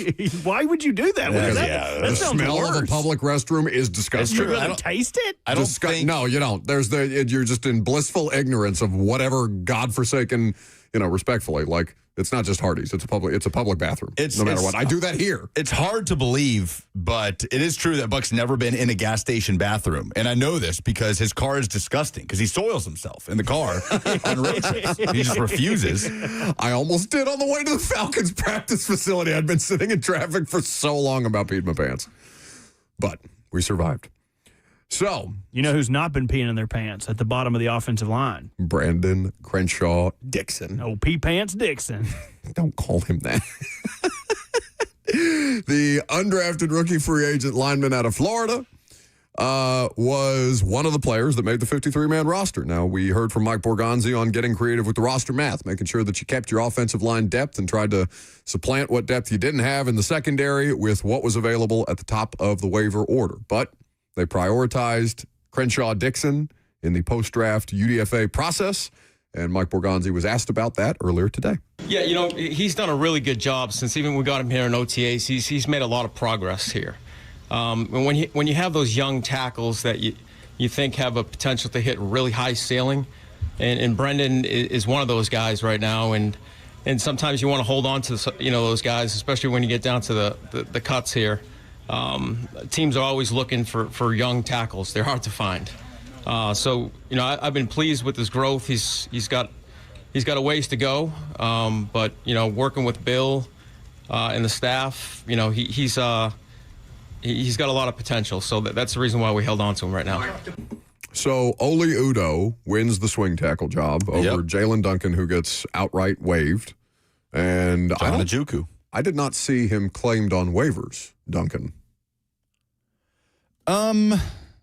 Yeah, I didn't either. I mean, not that we were paying super close attention to the players that were jettisoned from the roster to get claimed, but he was available to get claimed and was not claimed, I believe.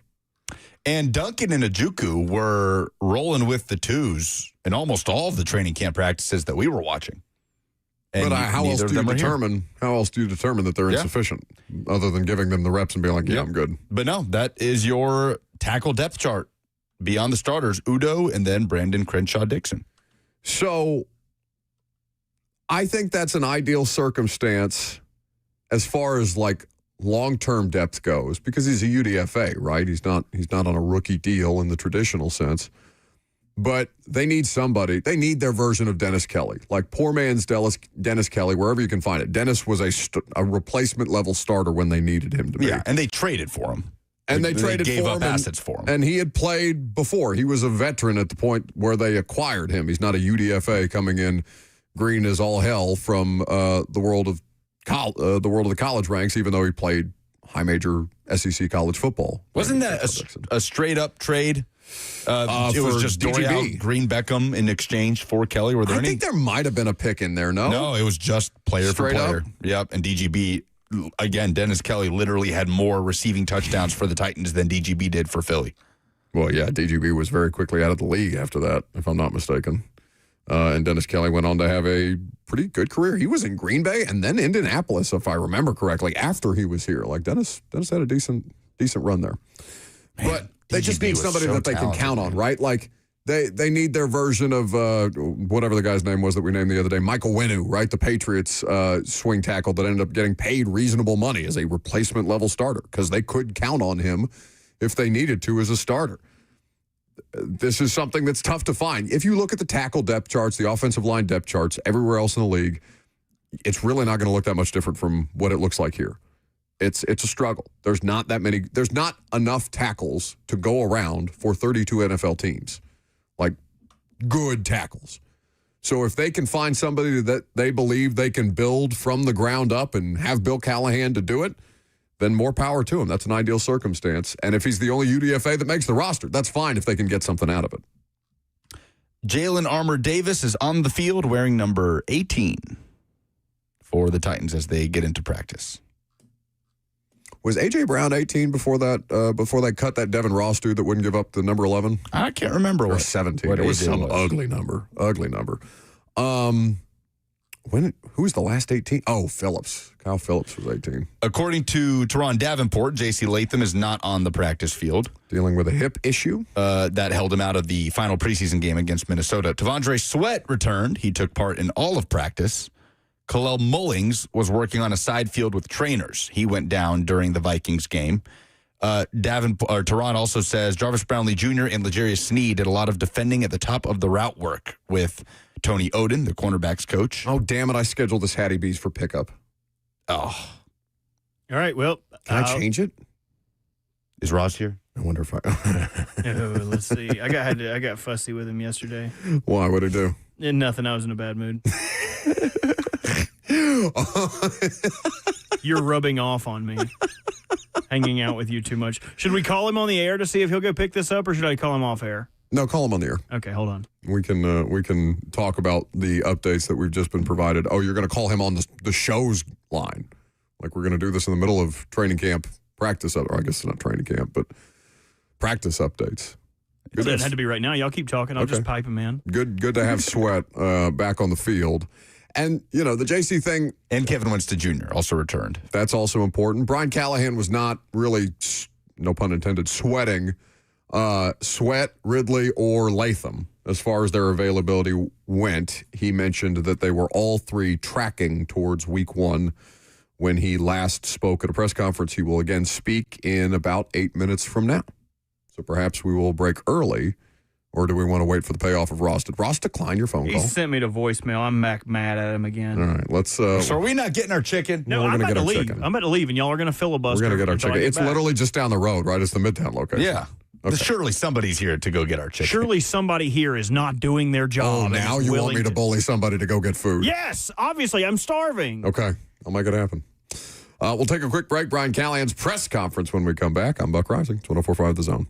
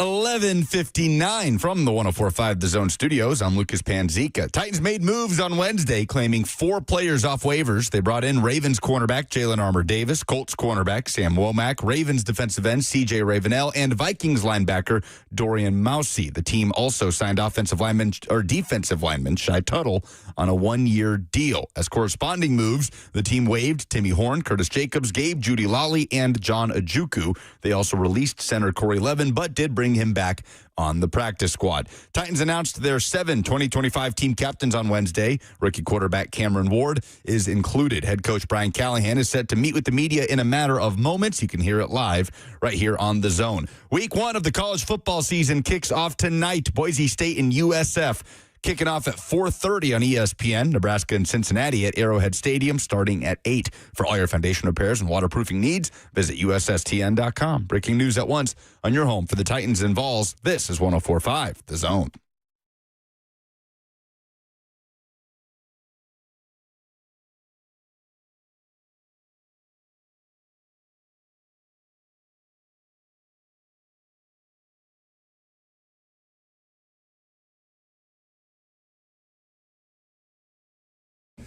Titans head coach Brian Callahan is at the podium. We will go live to that momentarily. Titans head coach speaking for the first time since the preseason ended to begin the noon hour.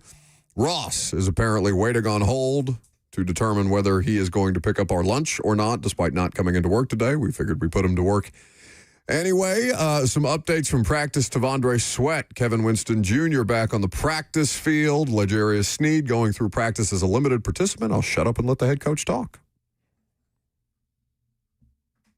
An entire team standpoint, that's the most important thing to me. We got a lot of guys that focus on making each other better. They try to bring people with them, and those are the things that we emphasize with the leadership portion. We've had a lot of growth in our leadership, I think, over the course the last 6 months, and it's been really encouraging to see. There's a lot of guys that got votes too, which was also really, really cool to see. The guys that were elected captains were the highest vote getters, but there was certainly guys that were right in that mix as well that would be deserving of that in a normal course of a voting process. So really happy with those guys. I love that group of guys. They're about the right stuff. They work the right way. They do everything we ask from a leadership perspective. So excited about that group. And then again, there's a lot of other guys that I think have grown a tremendous amount that are really going to help us along the way too. So the whole team is, in general, leadership wise, I'm very pleased with. Having Ridley being named one of the captains. What was the first part? Within the group of captains, having Ridley being one of them, what are some of the things you feel makes him worthy of being a captain for the team? Yeah, a lot of times, the starting point for captains is production. That's usually the starting point, guys that perform, which he's certainly done. The other part of it is how they work, and I think you guys all see it. There's probably not a guy that practices as hard as Rid on a snap-to-snap basis. He's really grown in his leadership. I'm actually really proud of Rid and the things that he's accomplished in that realm over the course of the offseason. He's deserving of it. He has earned it, and I'm glad his teammates see it the same way. How much is the lack of waiver claims on offense about what wasn't available in the waiver pool? How much is it about what you guys feel about the back end of your offensive roster?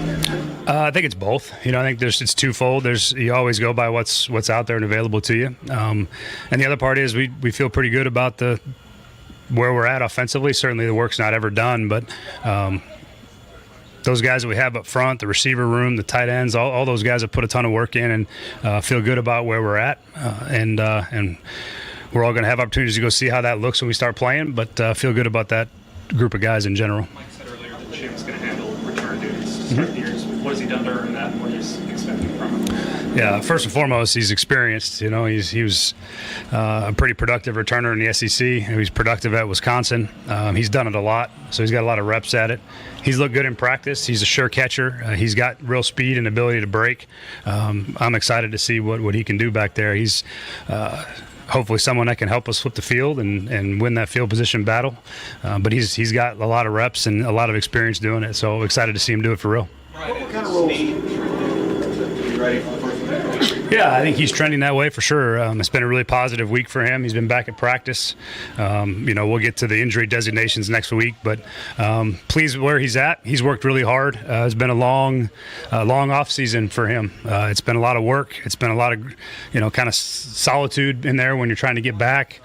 So really happy for him that he's back out here with his teammates and practicing. He's looked good, and we're going to keep building his volume and getting him ready for week one. So we'll see where that ends up, but feel good about where he's at. What kind of roles do you see for the guys that you picked up off the waiver wire and signed to have early on, and how long does it usually take a guy to get up to speed in the system when he's coming in cold? Yeah, it takes a little bit of time, there's no doubt. The benefit that we do have, though, is two of the guys we claimed, active are guys that played in Baltimore that have experience and familiarity with the scheme. So they could walk out there and hear most, not all, but most of the terms and have a pretty good idea of what's expected. Then he was, Jalen Armour-Davis was with Denard for a year, so they got some familiarity. So those things help, certainly. But, yeah, it's still a process. They're trying to get it's a new building with new faces. They don't know anybody's name yet. They don't hardly even know who their coaches are. It takes a second, but we're counting on those guys to get up to speed quickly. Total a guy that can maybe come in right away, given his experience, and kind of help bolster the D-line depth? Yeah, that's the intent. That's why we signed him, is to help that process, being able to have a couple of guys we can roll through there. I think Mike and his staff did an excellent job of trying to identify players that could help bolster our depth and bring up the back end of the roster for guys that can help and contribute. So I'm excited to get those guys going, and Shai's one of those guys I think can help us. Is there anything Sweat needs? Yeah, the Sweat back and forth. Yeah. Sure, anything you want to add to that, I'll answer them both. Anything Sweat needs to do to be ready, next week in terms of physically? Yeah, he seems good right now. He was involved in practice all week. He'll be in, again, injury designations. We'll see how the next week shapes out for him, but expect him to be in a pretty good spot. For him right now, it's a conditioning and football shape. He's missed a decent amount of time in there, so it's just getting him back up to speed with the conditioning and with the pads. And so that's why we practice in pads today, is to keep a bit of our edge. Feel good about that process. Couple more. All set? Yeah. He's good. He missed a little bit of time this week with the same soreness and issue that he had last week. So I don't think it's anything that's going to keep him out. But we'll see how it gets through the weekend and the next week. But again, I think most of the guys we plan on tracking pretty good for week one here. So we'll get into details again next week, but feel pretty good about him. Obviously, before Tajay got injured, you had talked up here about wanting him and Pollard to split reps, and Pollard not having to carry the load. Obviously, that's going to change for the first month now. Yep. I mean, what does that do, I guess, to your offensive game plan when you have the guy toting the rock more than you wanted? Not much. We would have definitely had some very specific things in for each of them. Things that they do well. Without having Tajay, we'll lean in on Tony. He's proven capable. I mean, he's had multiple games where he's carried the ball quite a bit. But Julius, I think, has done a nice job. He's a different style runner than Tony, and to have both those guys available, happy about that. And then Kalel's got the same kind of build and bigger back physicality. So we got two guys that we can use. We're going to use everybody on our roster on game day. Anybody who's up is going to have a role, and we're going to have to do a good job of putting them in the right positions. But Tony's capable of carrying the load and holding the fort down until we get Tajay back in the fold. Last one, Paul. What could Barton bring as a captain, as a guy who's, waited 3 years in high school, waited 3 years in college, waited 3 years to be a starter in the pros? He kind of got a different story. Yeah, he's faced a longer road than some. He's had to earn his way in this league, and he's certainly done that. What you see from him in the middle of the defense, just his communication ability, the energy that he brings, there's something to all of that. The biggest part, though, I think, is the communication. I mean, he can get guys lined up. He's like a quarterback out there on defense. So that part is really exciting to have that piece in the middle of the defense as a communicator. He does everything the right way, too, as a guy that's had to earn it over the course of his career. Those are the guys that tend to figure it out and understand what it takes because they had to go the long road sometimes. And really excited about him. He was almost a unanimous captain vote as well, just which speaks to his how he's ingrained himself here and the leadership ability of the players seeing him too. Thanks, Coach. Thank you, guys. Have a good weekend. That's Brian Callahan speaking at the podium today. Titans practice concluded. Some updates on Latham, Snead. So trending in the right direction. Devondre Sweat needs conditioning work back out on the practice field. Kevin Winston Jr. also returning to practice. 615-737-1045 is the number if you would like to Jump in at any point if you're so inclined. You are welcome to do so. So with Sweat, it's about conditioning first and foremost. He really didn't practice during camp. Hardly. It was the ab at first and then the tonsil removal. And I don't think, did he get any practices in pads? No. He was in Atlanta the second day, but he wasn't dressed. Yeah. So if he did, Lucas, it was a day that was closed to the media. So we don't know definitively that he did not. I did not, with my eyes, watch T'Vondre Sweat participate in team drills with pads on. That is correct. We did not see him at any point on the practice field in pads. The last time that I saw T'Vondre Sweat practice was, I think, voluntary work or mandatory minicamp. Mandatory minicamp was the last time. So it's been a little while. The other part of this is the Titans did name captains yesterday. They had the captain's dinner. I guess that's you can buy tickets to that if you're a Titans fan, and they raise money for charity and for the Titans Foundation, I believe. So they put out the announcement yesterday at the dinner that they would be naming their captains as a result. 7 captains for the Titans. Seven's a lot. I guess it doesn't matter.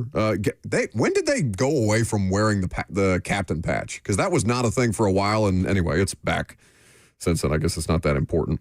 But they put this out yesterday that Calvin Ridley, Tony Pollard, Cody Barton, Amani Hooker, Jeff Simmons, Morgan Cox, and quarterback Cam Ward all name captains. So it was a lot of tweets going out that from the national insiders that Cam Ward was named a captain as a rookie, and he's the first rookie, period, to be named a captain. Kaharski, I saw pointed out on Twitter, since Mariota back in 2015. So it's been a while. And, I think the parallel there is quarterback. The other part of it was that J.J. McCarthy got named a captain of the Vikings today. He's not a rookie. He's in his second year, but this will be essentially his rookie year, more so than your average second-year player, given the amount of time that he missed. And I think that, the value of it, it means something to the players to be nominated. It means something to the players to be voted on. But I don't think it's a huge national news story that Cam Ward was named captain of the Titans. It would be a news story if it wasn't. Yeah, but it's not. You're upset because it is? Because it's not. I'm not upset. I just, it was all over Twitter yesterday. Adam Schefter, Mike Garafolo, Tom Pelissero. Yeah, okay, that's the quarterback that was drafted number 1 overall on a team that doesn't have an incumbent starter is a captain. Yes. Yeah, but that's not a big story. That's a tweet. Yeah. That's like you tweeting Julius Chestnut, gain of 1, 2nd and 9. It's not a big story. It's just a tweet. You got,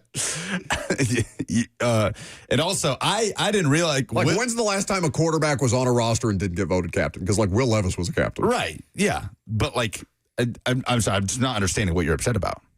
I just didn't understand what the big fuss was. There wasn't a big fuss. Yeah, it was literally every national NFL insider tweet. Maybe I'm just not used to seeing insiders and Titans in the same word. Did you see Schefter screwed it up? Oh, yeah. There was some his Bitmoji. Bitmoji picture. But an angry, or skeptical Bitmoji picture. He deleted it very quickly. Yeah. But no, I walked in because I walked in. I didn't see any of this stuff on Twitter yesterday. And Will told me this morning, he's like, "Did you see Buck get ratioed yesterday?" I was like, "I have no idea what you're talking about." And Tom Pelissero literally just tweeted, "Hey, Cam Ward, captain in year 1, right?" Not a big fuss, not a news story, just a tweet. And I tweeted that, so was Will Levis. Yeah, which he wasn't. Yeah, he was. No, he wasn't. He was just a captain. In year 2. His first year as a starter. Mm-hmm. But year 2 as a player. Okay. Yeah. We had half the fan base calling and trying to convince us it was his rookie year. Yeah, but it wasn't. It was his second Who year. cares? So, yeah. I care equally as much about that as Cam Ward being a captain in his rookie year. It doesn't mean anything. You cared enough to get all into it on Twitter with people. I cared enough to do the most annoying thing possible to Titans fans, which is sometimes my want. Lunch is upon us, apparently. We're excited. Oh, wait, quickly. Ross Johnston, our Titans insider, reporting exclusively on many, many roster transactions throughout the course of the week. Do you have any thoughts on Brian Callahan's press conference? I thought it was a good press conference. I have more thoughts.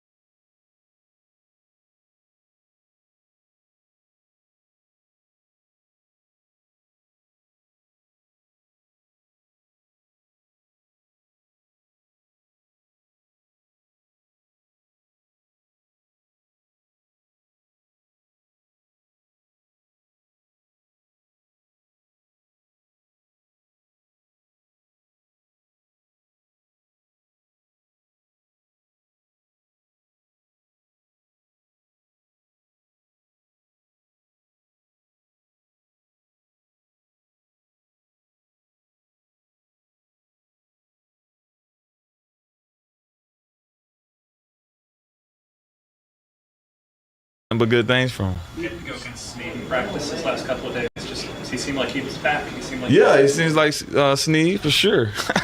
Still could feel a little bit on my chin today from a little jam. So he looks good, man. I think he looks good, and happy to have him back for sure. 7 years, not a real long time. You're 7 years older than Cam, and he's fresh out of college. You've been in the league for a long time, certainly experienced a lot more. How much do you feel like you guys have in common? Are you surprised at how much you have in common with age difference? We got a lot in common for sure. He's a leader, man. I'm telling you, at his age, he's a little bit, different than I was. I was a little bit more quieter, but times have changed, man. He's a quarterback and he's a leader.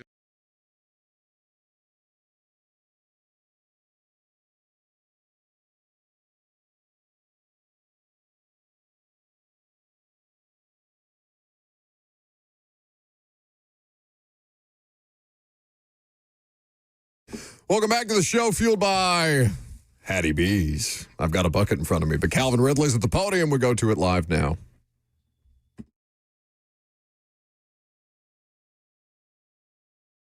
Guys, we got some young guys in there they're gonna bust some heads. So hey, we're gonna get them. They're gonna whatever they want to do. We're gonna adjust, and but I hope not.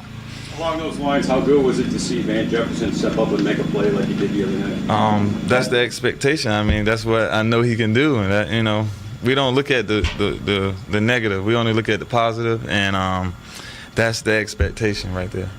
Tony, you talked about leadership and just how much different it feels this year compared to last year. You agree with that as well? 100%. We've definitely we've definitely stepped up as leaders, especially the guys that been here last year, and you see the guys that are the leaders and the captains. We've definitely stepped up more vocally, and we always did the work, and it's we bringing guys along, and we just putting the confidence into each other, and it's just night and day, honestly. Thanks, Ridley. Thank y'all. All right.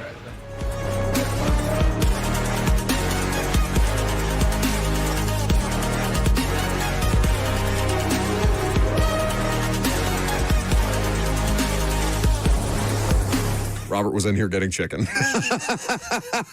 How fast did you just run? Is somebody else going to talk? I was lied to.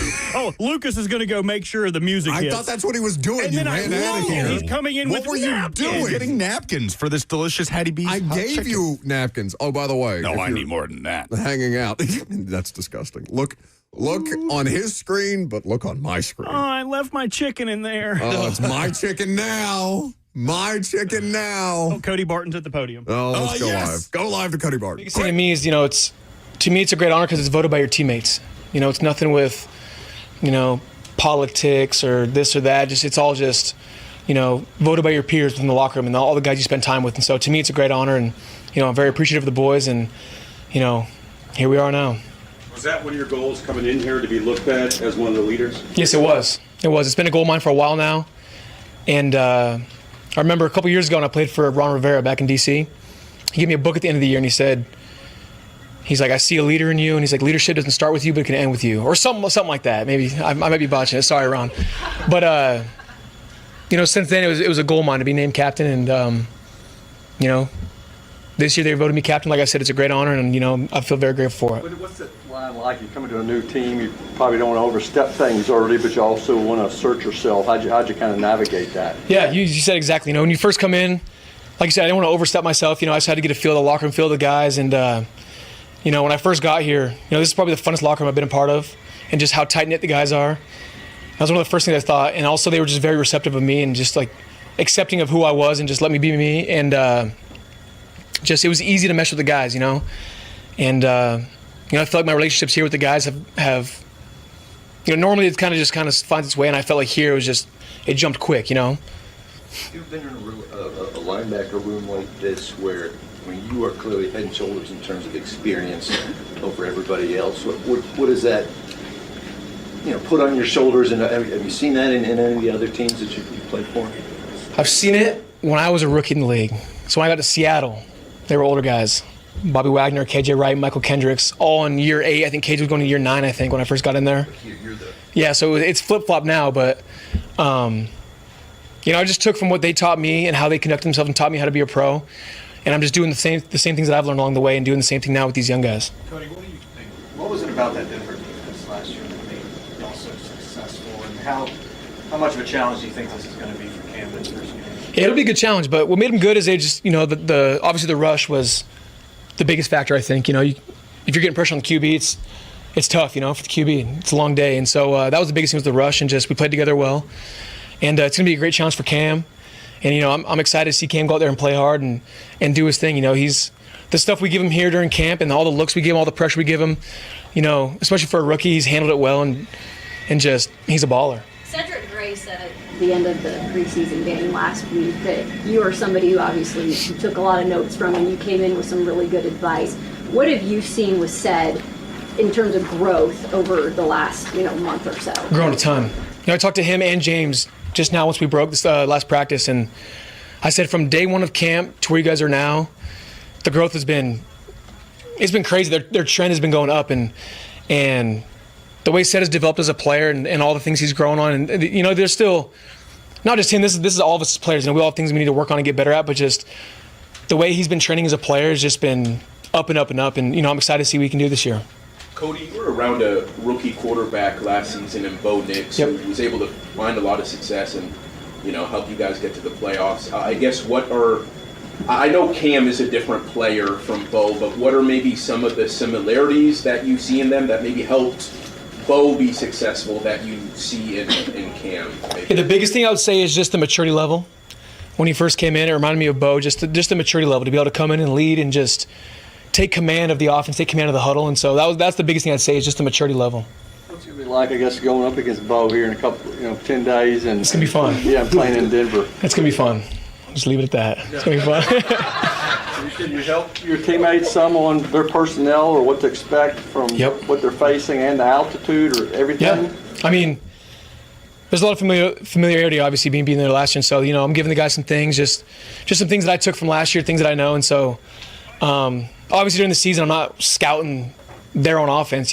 We were playing other teams, but being around those guys for so long, there's things I can give the guys. Is there something specific that gives you confidence about this defense, big picture, heading into the year?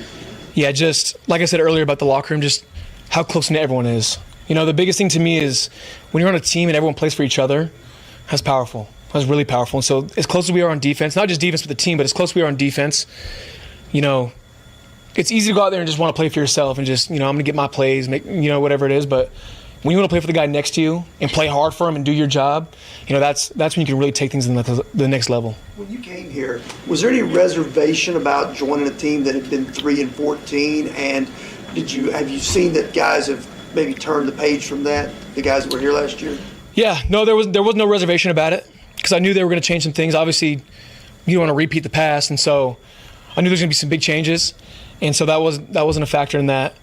And, even the guys that were here last year, there's no holding on to, let's say they had a bad day or the team had, whatever it was, there's no I never saw any, just like last year. There was none of that. Everyone's got new perspective, new energy. It's all about this year.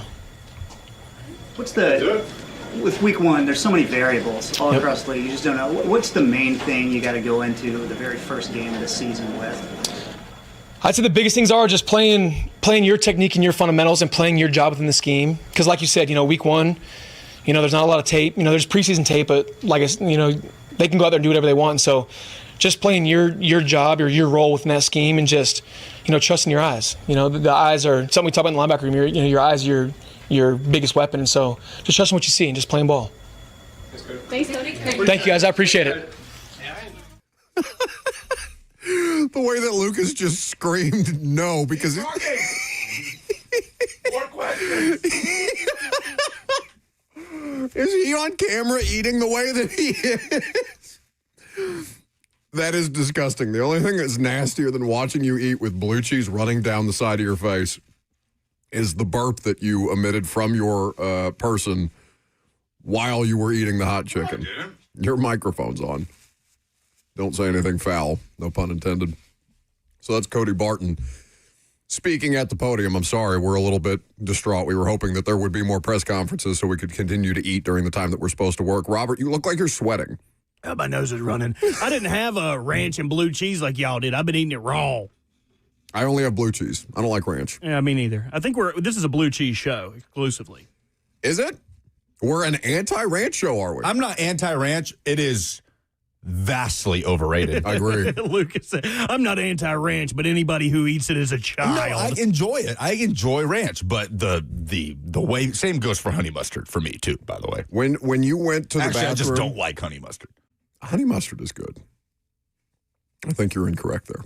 Show the chat how many napkins you have over there. I mean, but he needs every one of them. Like, I thought he was joking when he said that's not enough. And then I looked at him. He raised his head from that chicken wing like a lion eating a wildebeest carcass. Like, there's just stuff all over his face. The Hattie B's medium is so perfect. It's so good. It just so perfectly walks that line of hot, but not too hot. Just a little bit of kick. Still juicy, crispy. Oh, it's perfect. Benjamin on YouTube, Facebook, YouTube, Twitter, and Twitch, because, of course, we have not reacted and probably would not really listen to anything that Cody Barton had to say in that press conference. Benjamin on YouTube says, can't you delay eating until after the show? It ends at 1 p.m. Lucas, your response? No, I was listening to Cody Barton. He's quoting Ron Rivera, talking about how excited he is to go up to Denver. I brought that up. See his former team. What did you actually hear from Cody Barton? I don't think you could hear over the sound of you chewing. Like, no. I'm telling you, there are bones, shrapnel flying across the studio as he ripped his way through 4 chicken wings. To hear him talk about being on a team where so much of the leadership is young, where they're having to coax it out of some of their young players, right? Like, when you think about, we were talking about the team captains earlier, and let's see, pulling up the list of team captains. You've got Cameron Ward, Calvin Ridley, Tony Pollard, Cody Barton, Amani Hooker, Jeffrey Simmons, and Morgan Cox. So, obviously, all of those are veteran players with the exception of Cameron Ward. But they're also going to need a lot of leadership roles out of their young players. Like, Alec Iomanner has to be a voice in that wide receiver room. Same goes for Chimere DK. The linebacker next to Cody Barton, whether it's James Williams or Cedric Gray. I know Cedric Gray is trending to start, but James Williams is going to play a lot of snaps. And hearing Cody Barton talk about his past experiences on teams that required leadership out of its youth was interesting because now he's kind of the vested veteran on that defense alongside Jeffrey Simmons, surrounded by a lot of young players. Like some of the most fundamental players on this Titans defense, Brownlee, Sweat, Williams, Gray, are either in their second year or rookie year. He's what they've been chasing for a long time. You know the roster transactions that we've talked about, Suss documented, all the different linebacker transactions they've made in the last, since J-Rob got fired, November 22. Been a lot of churn. So the number prior to the season was 28. The number is now 41. Wow. Yeah, and just think about the guys that have started in that spot. They've churned through Azeez Al-Shaair, through Kenneth Murray, and now on to Cody Barton. Just in the last 3 seasons. Yeah. I mean, they've been chasing that. It's not like as problematic a position as left tackle or wide receiver or quarterback if you don't have one, right? Like you can survive. There are enough teams that survive with average to below average linebacker play. But when you compound it, when you just add it to the list of things that they've been trying to figure out in this roster hole that they've put themselves in the last couple of years, like linebackers had more turnover than any of it. They've had a harder time figuring that out than they have left tackle. Like maybe there's just less options. So you say, all right, bleep it, Dennis Daly. I don't know. That might be extreme. I think they've had a tougher time at left tackle. That one. Because like Azeez Al-Shaair was not an unmitigated disaster at linebacker. Like he came in and did Kenneth a job. Murray was. For the Titans. A 3-year deal and then they traded him. For sure. But not to the degree of left tackle. Let's not. I mean, that is like the left tackle position for the Titans in the last few years has reset what we think to be worst case scenario. Maybe I misphrased it, but what I meant is that they've had a harder time figuring it out than the left tackle. But they haven't. I mean, yes, they have. These are semantics. No, I'm saying maybe they don't have as many options at left tackle than they have off-ball linebacker. But they settled on 2 solutions that were not really solutions in Daly and Dillard and JC last year, and that was it. the linebacker thing, they just keep churning. They just keep trying to find answers there, and maybe it's easier to do because there's more players at that position. But I'm saying they've had a harder time. Like, they had no choice but to go with Daly and Dillard. I'm not saying that it was a better situation than who they've had at left tackle. I don't understand how you could put up the churn of Daly to Dillard, all the disasters because at the there's tackle 41 spot. players that they have cycled through, and we're talking about 3 at left tackle. I'm not saying that it's a bigger issue, off-ball linebacker. I'm saying they're having a harder time figuring out linebacker than they are left tackle. Now they've got the left tackle thing, and it's done. Yeah, now they've got it figured out. I don't know what. I'm not going to be agreeing with you on this, that they've had a tougher time at linebacker than left tackle the last few years, but it doesn't matter Not anyway. a tougher time. They have had a tougher time figuring out the personnel. They had no choice but to start Dennis Daly and Andre Dillard, and they did that. Yeah, that's a pretty tough time. That's yes, I agree.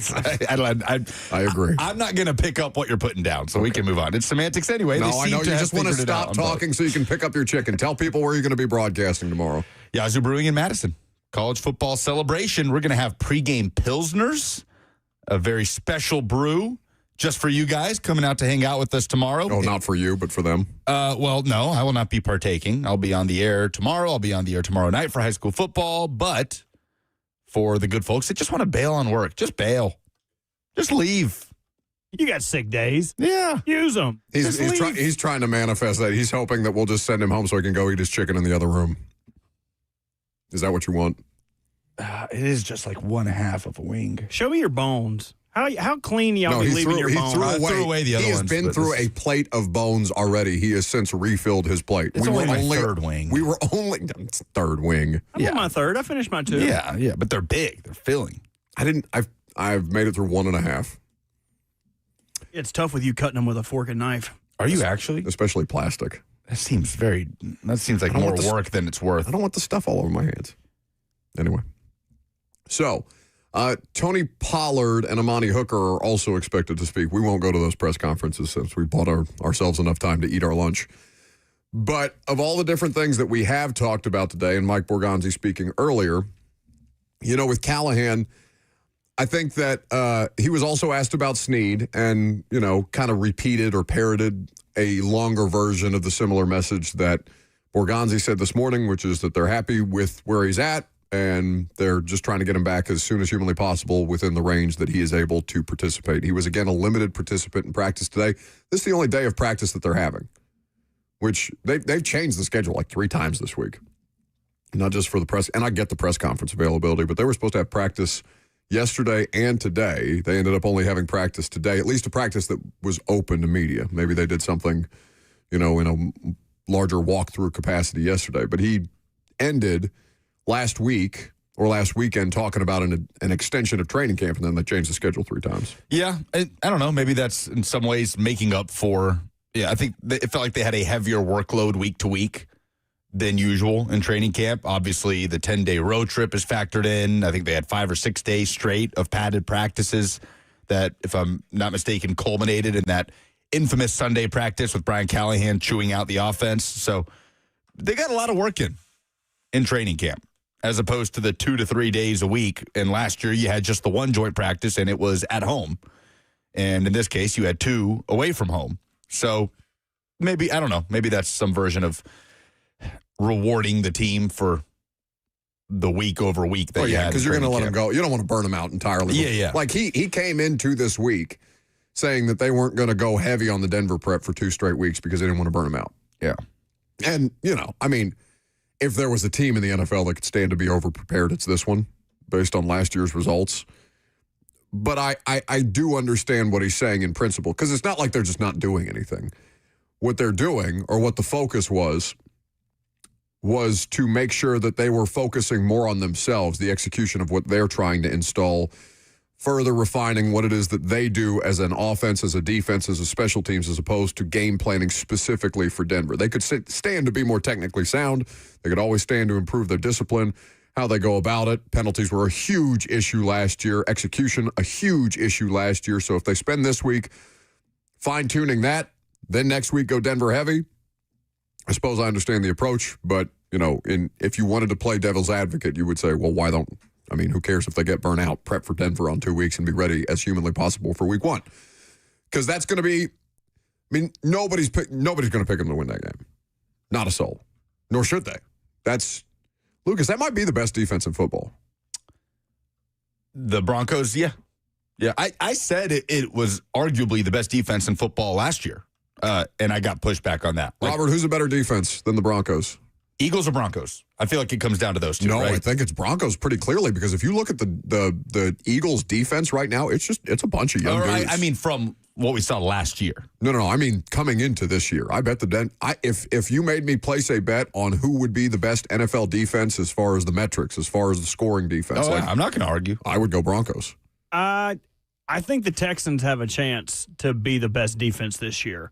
The Broncos, in my opinion, are going to be relying on the weak zone could be Jahdae Barron as a rookie. Everyone else is pretty established, pretty good veterans. The Texans aren't really relying on any rookies to hold up their end of the defense. It is a bunch of elder statesmen, a bunch of established players.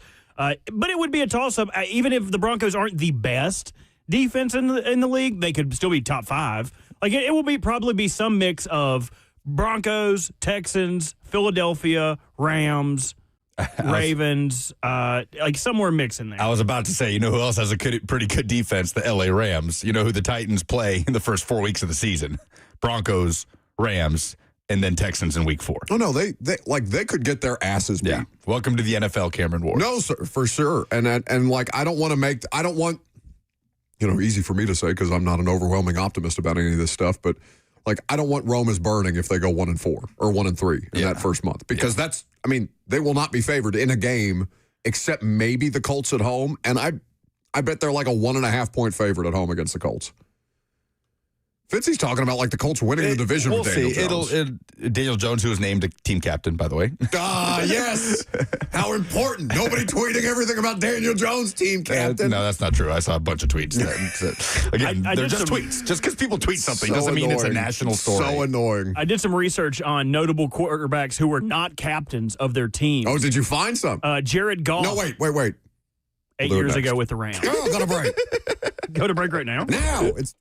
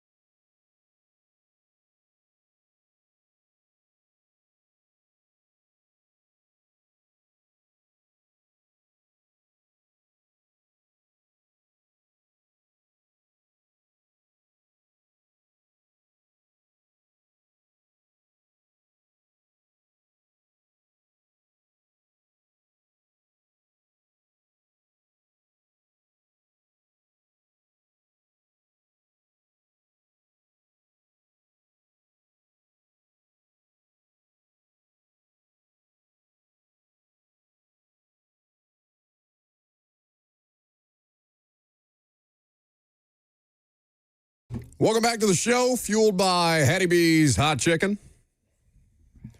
We just ate so much chicken. It was great. Those jumbo wings, man. HattieB.com. Get you a wing bucket with a quart of a side for free for your tailgate or watch party. Promo code? Football. Football. Speaking of football. Football. Yeah. What did Robert just send in here from Pete Thamel? Where? Oh, my God. The Twitter group? Oh, how the I haven't even mighty looked at my have phone in an fallen. hour. Out of nowhere, Pete Thamel, source.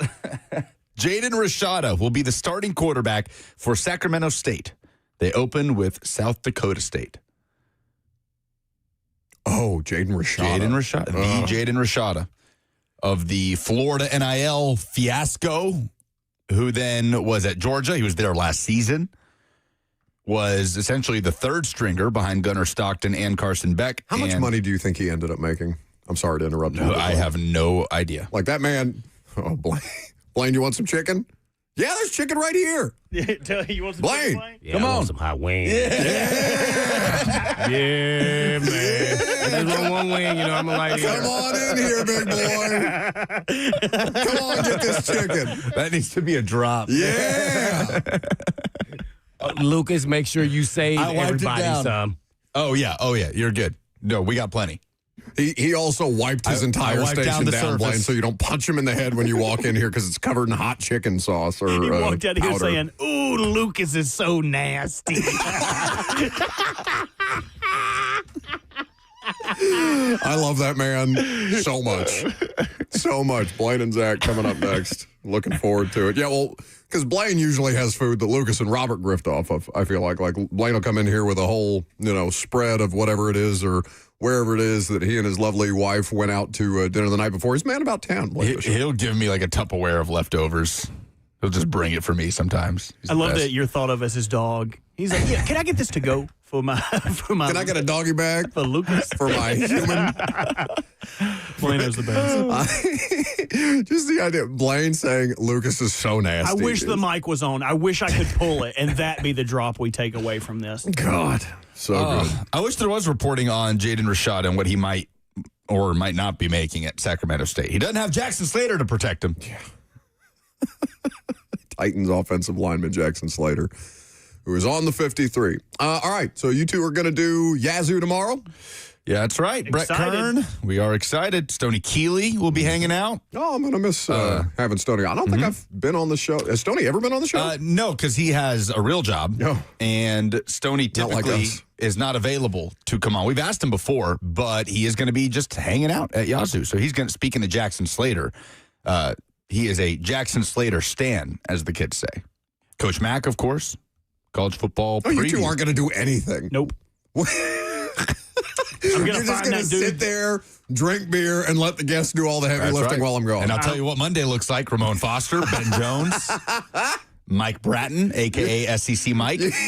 I will also be gone I am on gone for Monday. 3 days. How many segments do we have? That would be guests. We 9 have a day. 9 segments. So 3 segments a day that the two of you have just stuffed full of guests for the next 3 days while I'm gone. Good guests. Very good guests. Yeah. Far be it for me or us to think that people want to hear what we have to say about these things. Tuesday, David Ubben. You're not just going to read the list of Potentially a certain Titans pass rusher. guests. No, not potentially. Femi's on the show. Femi on Tuesday. Oladejo on Tuesday. Hey, and you're not going to be here, so you're trusting me and Lucas to talk to Femi and not embarrass you. Well, Jared Puffer came up to me at the conclusion of Mike Borgonzi's press conference. He's one of the fine members of Titans PR, and he said, "So Tuesday." I said, "Well, I don't do remotes. I take vacation days." He said, "Well, who am I putting a player on with?" And I said, "Well, the idiots can handle it." And he said, "Okay, we'll give him Femi. Femi's easy." So don't hurt yourselves. You're getting the training wheels of Titans players because Femi's a very easy conversationalist. Oh, Femi's awesome. When you two are broadcasting where on Tuesday? Titans house. Over in Germantown. So what is it? Because like I never went through there. It's just a mock suite. It will be our first time in there as well, or at least my first time. I have not been over there yet. Or they haven't tried to sell you on Titan season tickets. I did think about buying them only for the resale value, but then I saw what happened last year. Resale value. Well, I mean, if you could make your whole buck back on Chiefs tickets this year. Oh, on just the Chiefs tickets. The math wasn't mathing. Think of. Yeah, see? Really? Hey, Yeah. I don't know what they're doing with Titans fans when they go into Titans house, but they're doing a good job because I have a group of friends that was ready, that has been fed up with the team and the results on the field for quite some time, and they were ready to go into that Titans house meeting with their both birds up, middle fingers. Just, no, you can't have our money. We're done with this team. Oh, you told me about I told you about this. And they left and came back like, we got season tickets. We're so excited for the new stadium. I was talking to our buddy Preston about the same thing. I think he had a similar experience where he was going in a bit wary. And then, they're Titans fans. Like, they want to be a part of the new stadium. The new stadium's going to be cool. And I know it costs a lot of money, but, like, this is the thing that they enjoy spending their time doing. They're doing a good job over there. More power to them. D. Good asked us what game we're going to play with Femi on Tuesday. What did we play with Femi? We're going to roll out a new version of Oladay Go or Oladay No. I think it was Oladay Go. Yeah, right? Go or no? Yeah, we'll figure it out. We'll fix all this in post. Cut that. Let's do some polls so I can get out of here. And if you said these polls ain't good enough, I would change all of them to multiple choice. I would change the polls to better suit your mood. Oh, even though they're so good. Yeah. And it's just like Buck says. He says, I don't put these out, but the spelling mistakes he makes leave no doubt. You got the kind of polls that put me in the mood. So give us your votes, make them real, or else forget about it. Oh, God. That's amazing. That's so good. Presented by Two Rivers Ford, the South's most trusted Ford dealer. Oh, you just continue to surprise me. Every day. That's hard to do. I want you chicken. I want it every day. The chicken's going to cost you, all right? For every wing that you ate, I want a poll open. Which Titans waiver claim will get the most snaps? Overwhelming majority vote, Jalen Armour Davis, which is probably the correct answer, 72.7%. Go with the former Bama and Raven. I think he's probably the one that they know the most, right? Like that's probably doing most of the heavy lifting. He's the one that the most teams tried to submit a claim for. Which college football matchup are you most invested in tonight? Cincy, Nebraska, ECU, NC State, or Boise State, USF? 67% say Cincinnati, Nebraska. My answer is Boise State, USF because of the college football playoff implications for G5 programs. Robert's answer, of course, will be his ECU Pirates against NC State. We are the Pirates of ECU. Hey! It's called a pregnant pause. Go E! That wasn't a pregnant pause. The only thing it was pregnant full of was chicken that was stuck in your throat. Go EC! Just EC? Go ECU! Hey, go! What are your game day superstitions? Mr. Donkey says drink beer. Do you two have game day superstitions? No, I do. I'm not. You definitely do. What I is your 100% what do. is it? Well, one of my superstitions is wearing the same jersey the last time you beat someone. I hate that, and ECU is doing that tonight. But other than that, I will have to wear the last jersey I won in a win, which is a Zay Jones jersey. I don't do superstitions. I actually do. You're not even a little stitious? No. The socks I wear have no impact on how the quarterback plays that day. No, he's going to yell, kill him, and whoever is doesn't matter what socks he got on. Kill him! Him standing up in the middle of that East Nashville bar and screaming, kill him. Kill him! Is one of the funniest things I've ever seen in my life. We had people surrounding us. People were very confused, like passionate sports fans, people enjoying the Vols game. Luke is screaming, murder! Not true. None of this is true. I need a video of it. There's security footage at Beyond the Edge. What one question would you ask? Also, Robert not tipping. Mike Borgonzi today. I did tip. Daniel said he would have asked Borgonzi, will you be adding any additional edge players soon? Get it out. That is one question that he was asked, and, he just kind of, he's very good at deferring, Mike Borgonzi. Didn't really put any fast and hard figures or timetables or players' names on it, though Preston Smith is still a name probably to keep an eye on. Those are the polls. That's a show. You guys have fun. We will. See you guys at Yazoo tomorrow in Madison. You'll be at Yazoo. I'm going to Germany. I'm sure I'll be totally bearable when I get back. Should be a good time. See you there.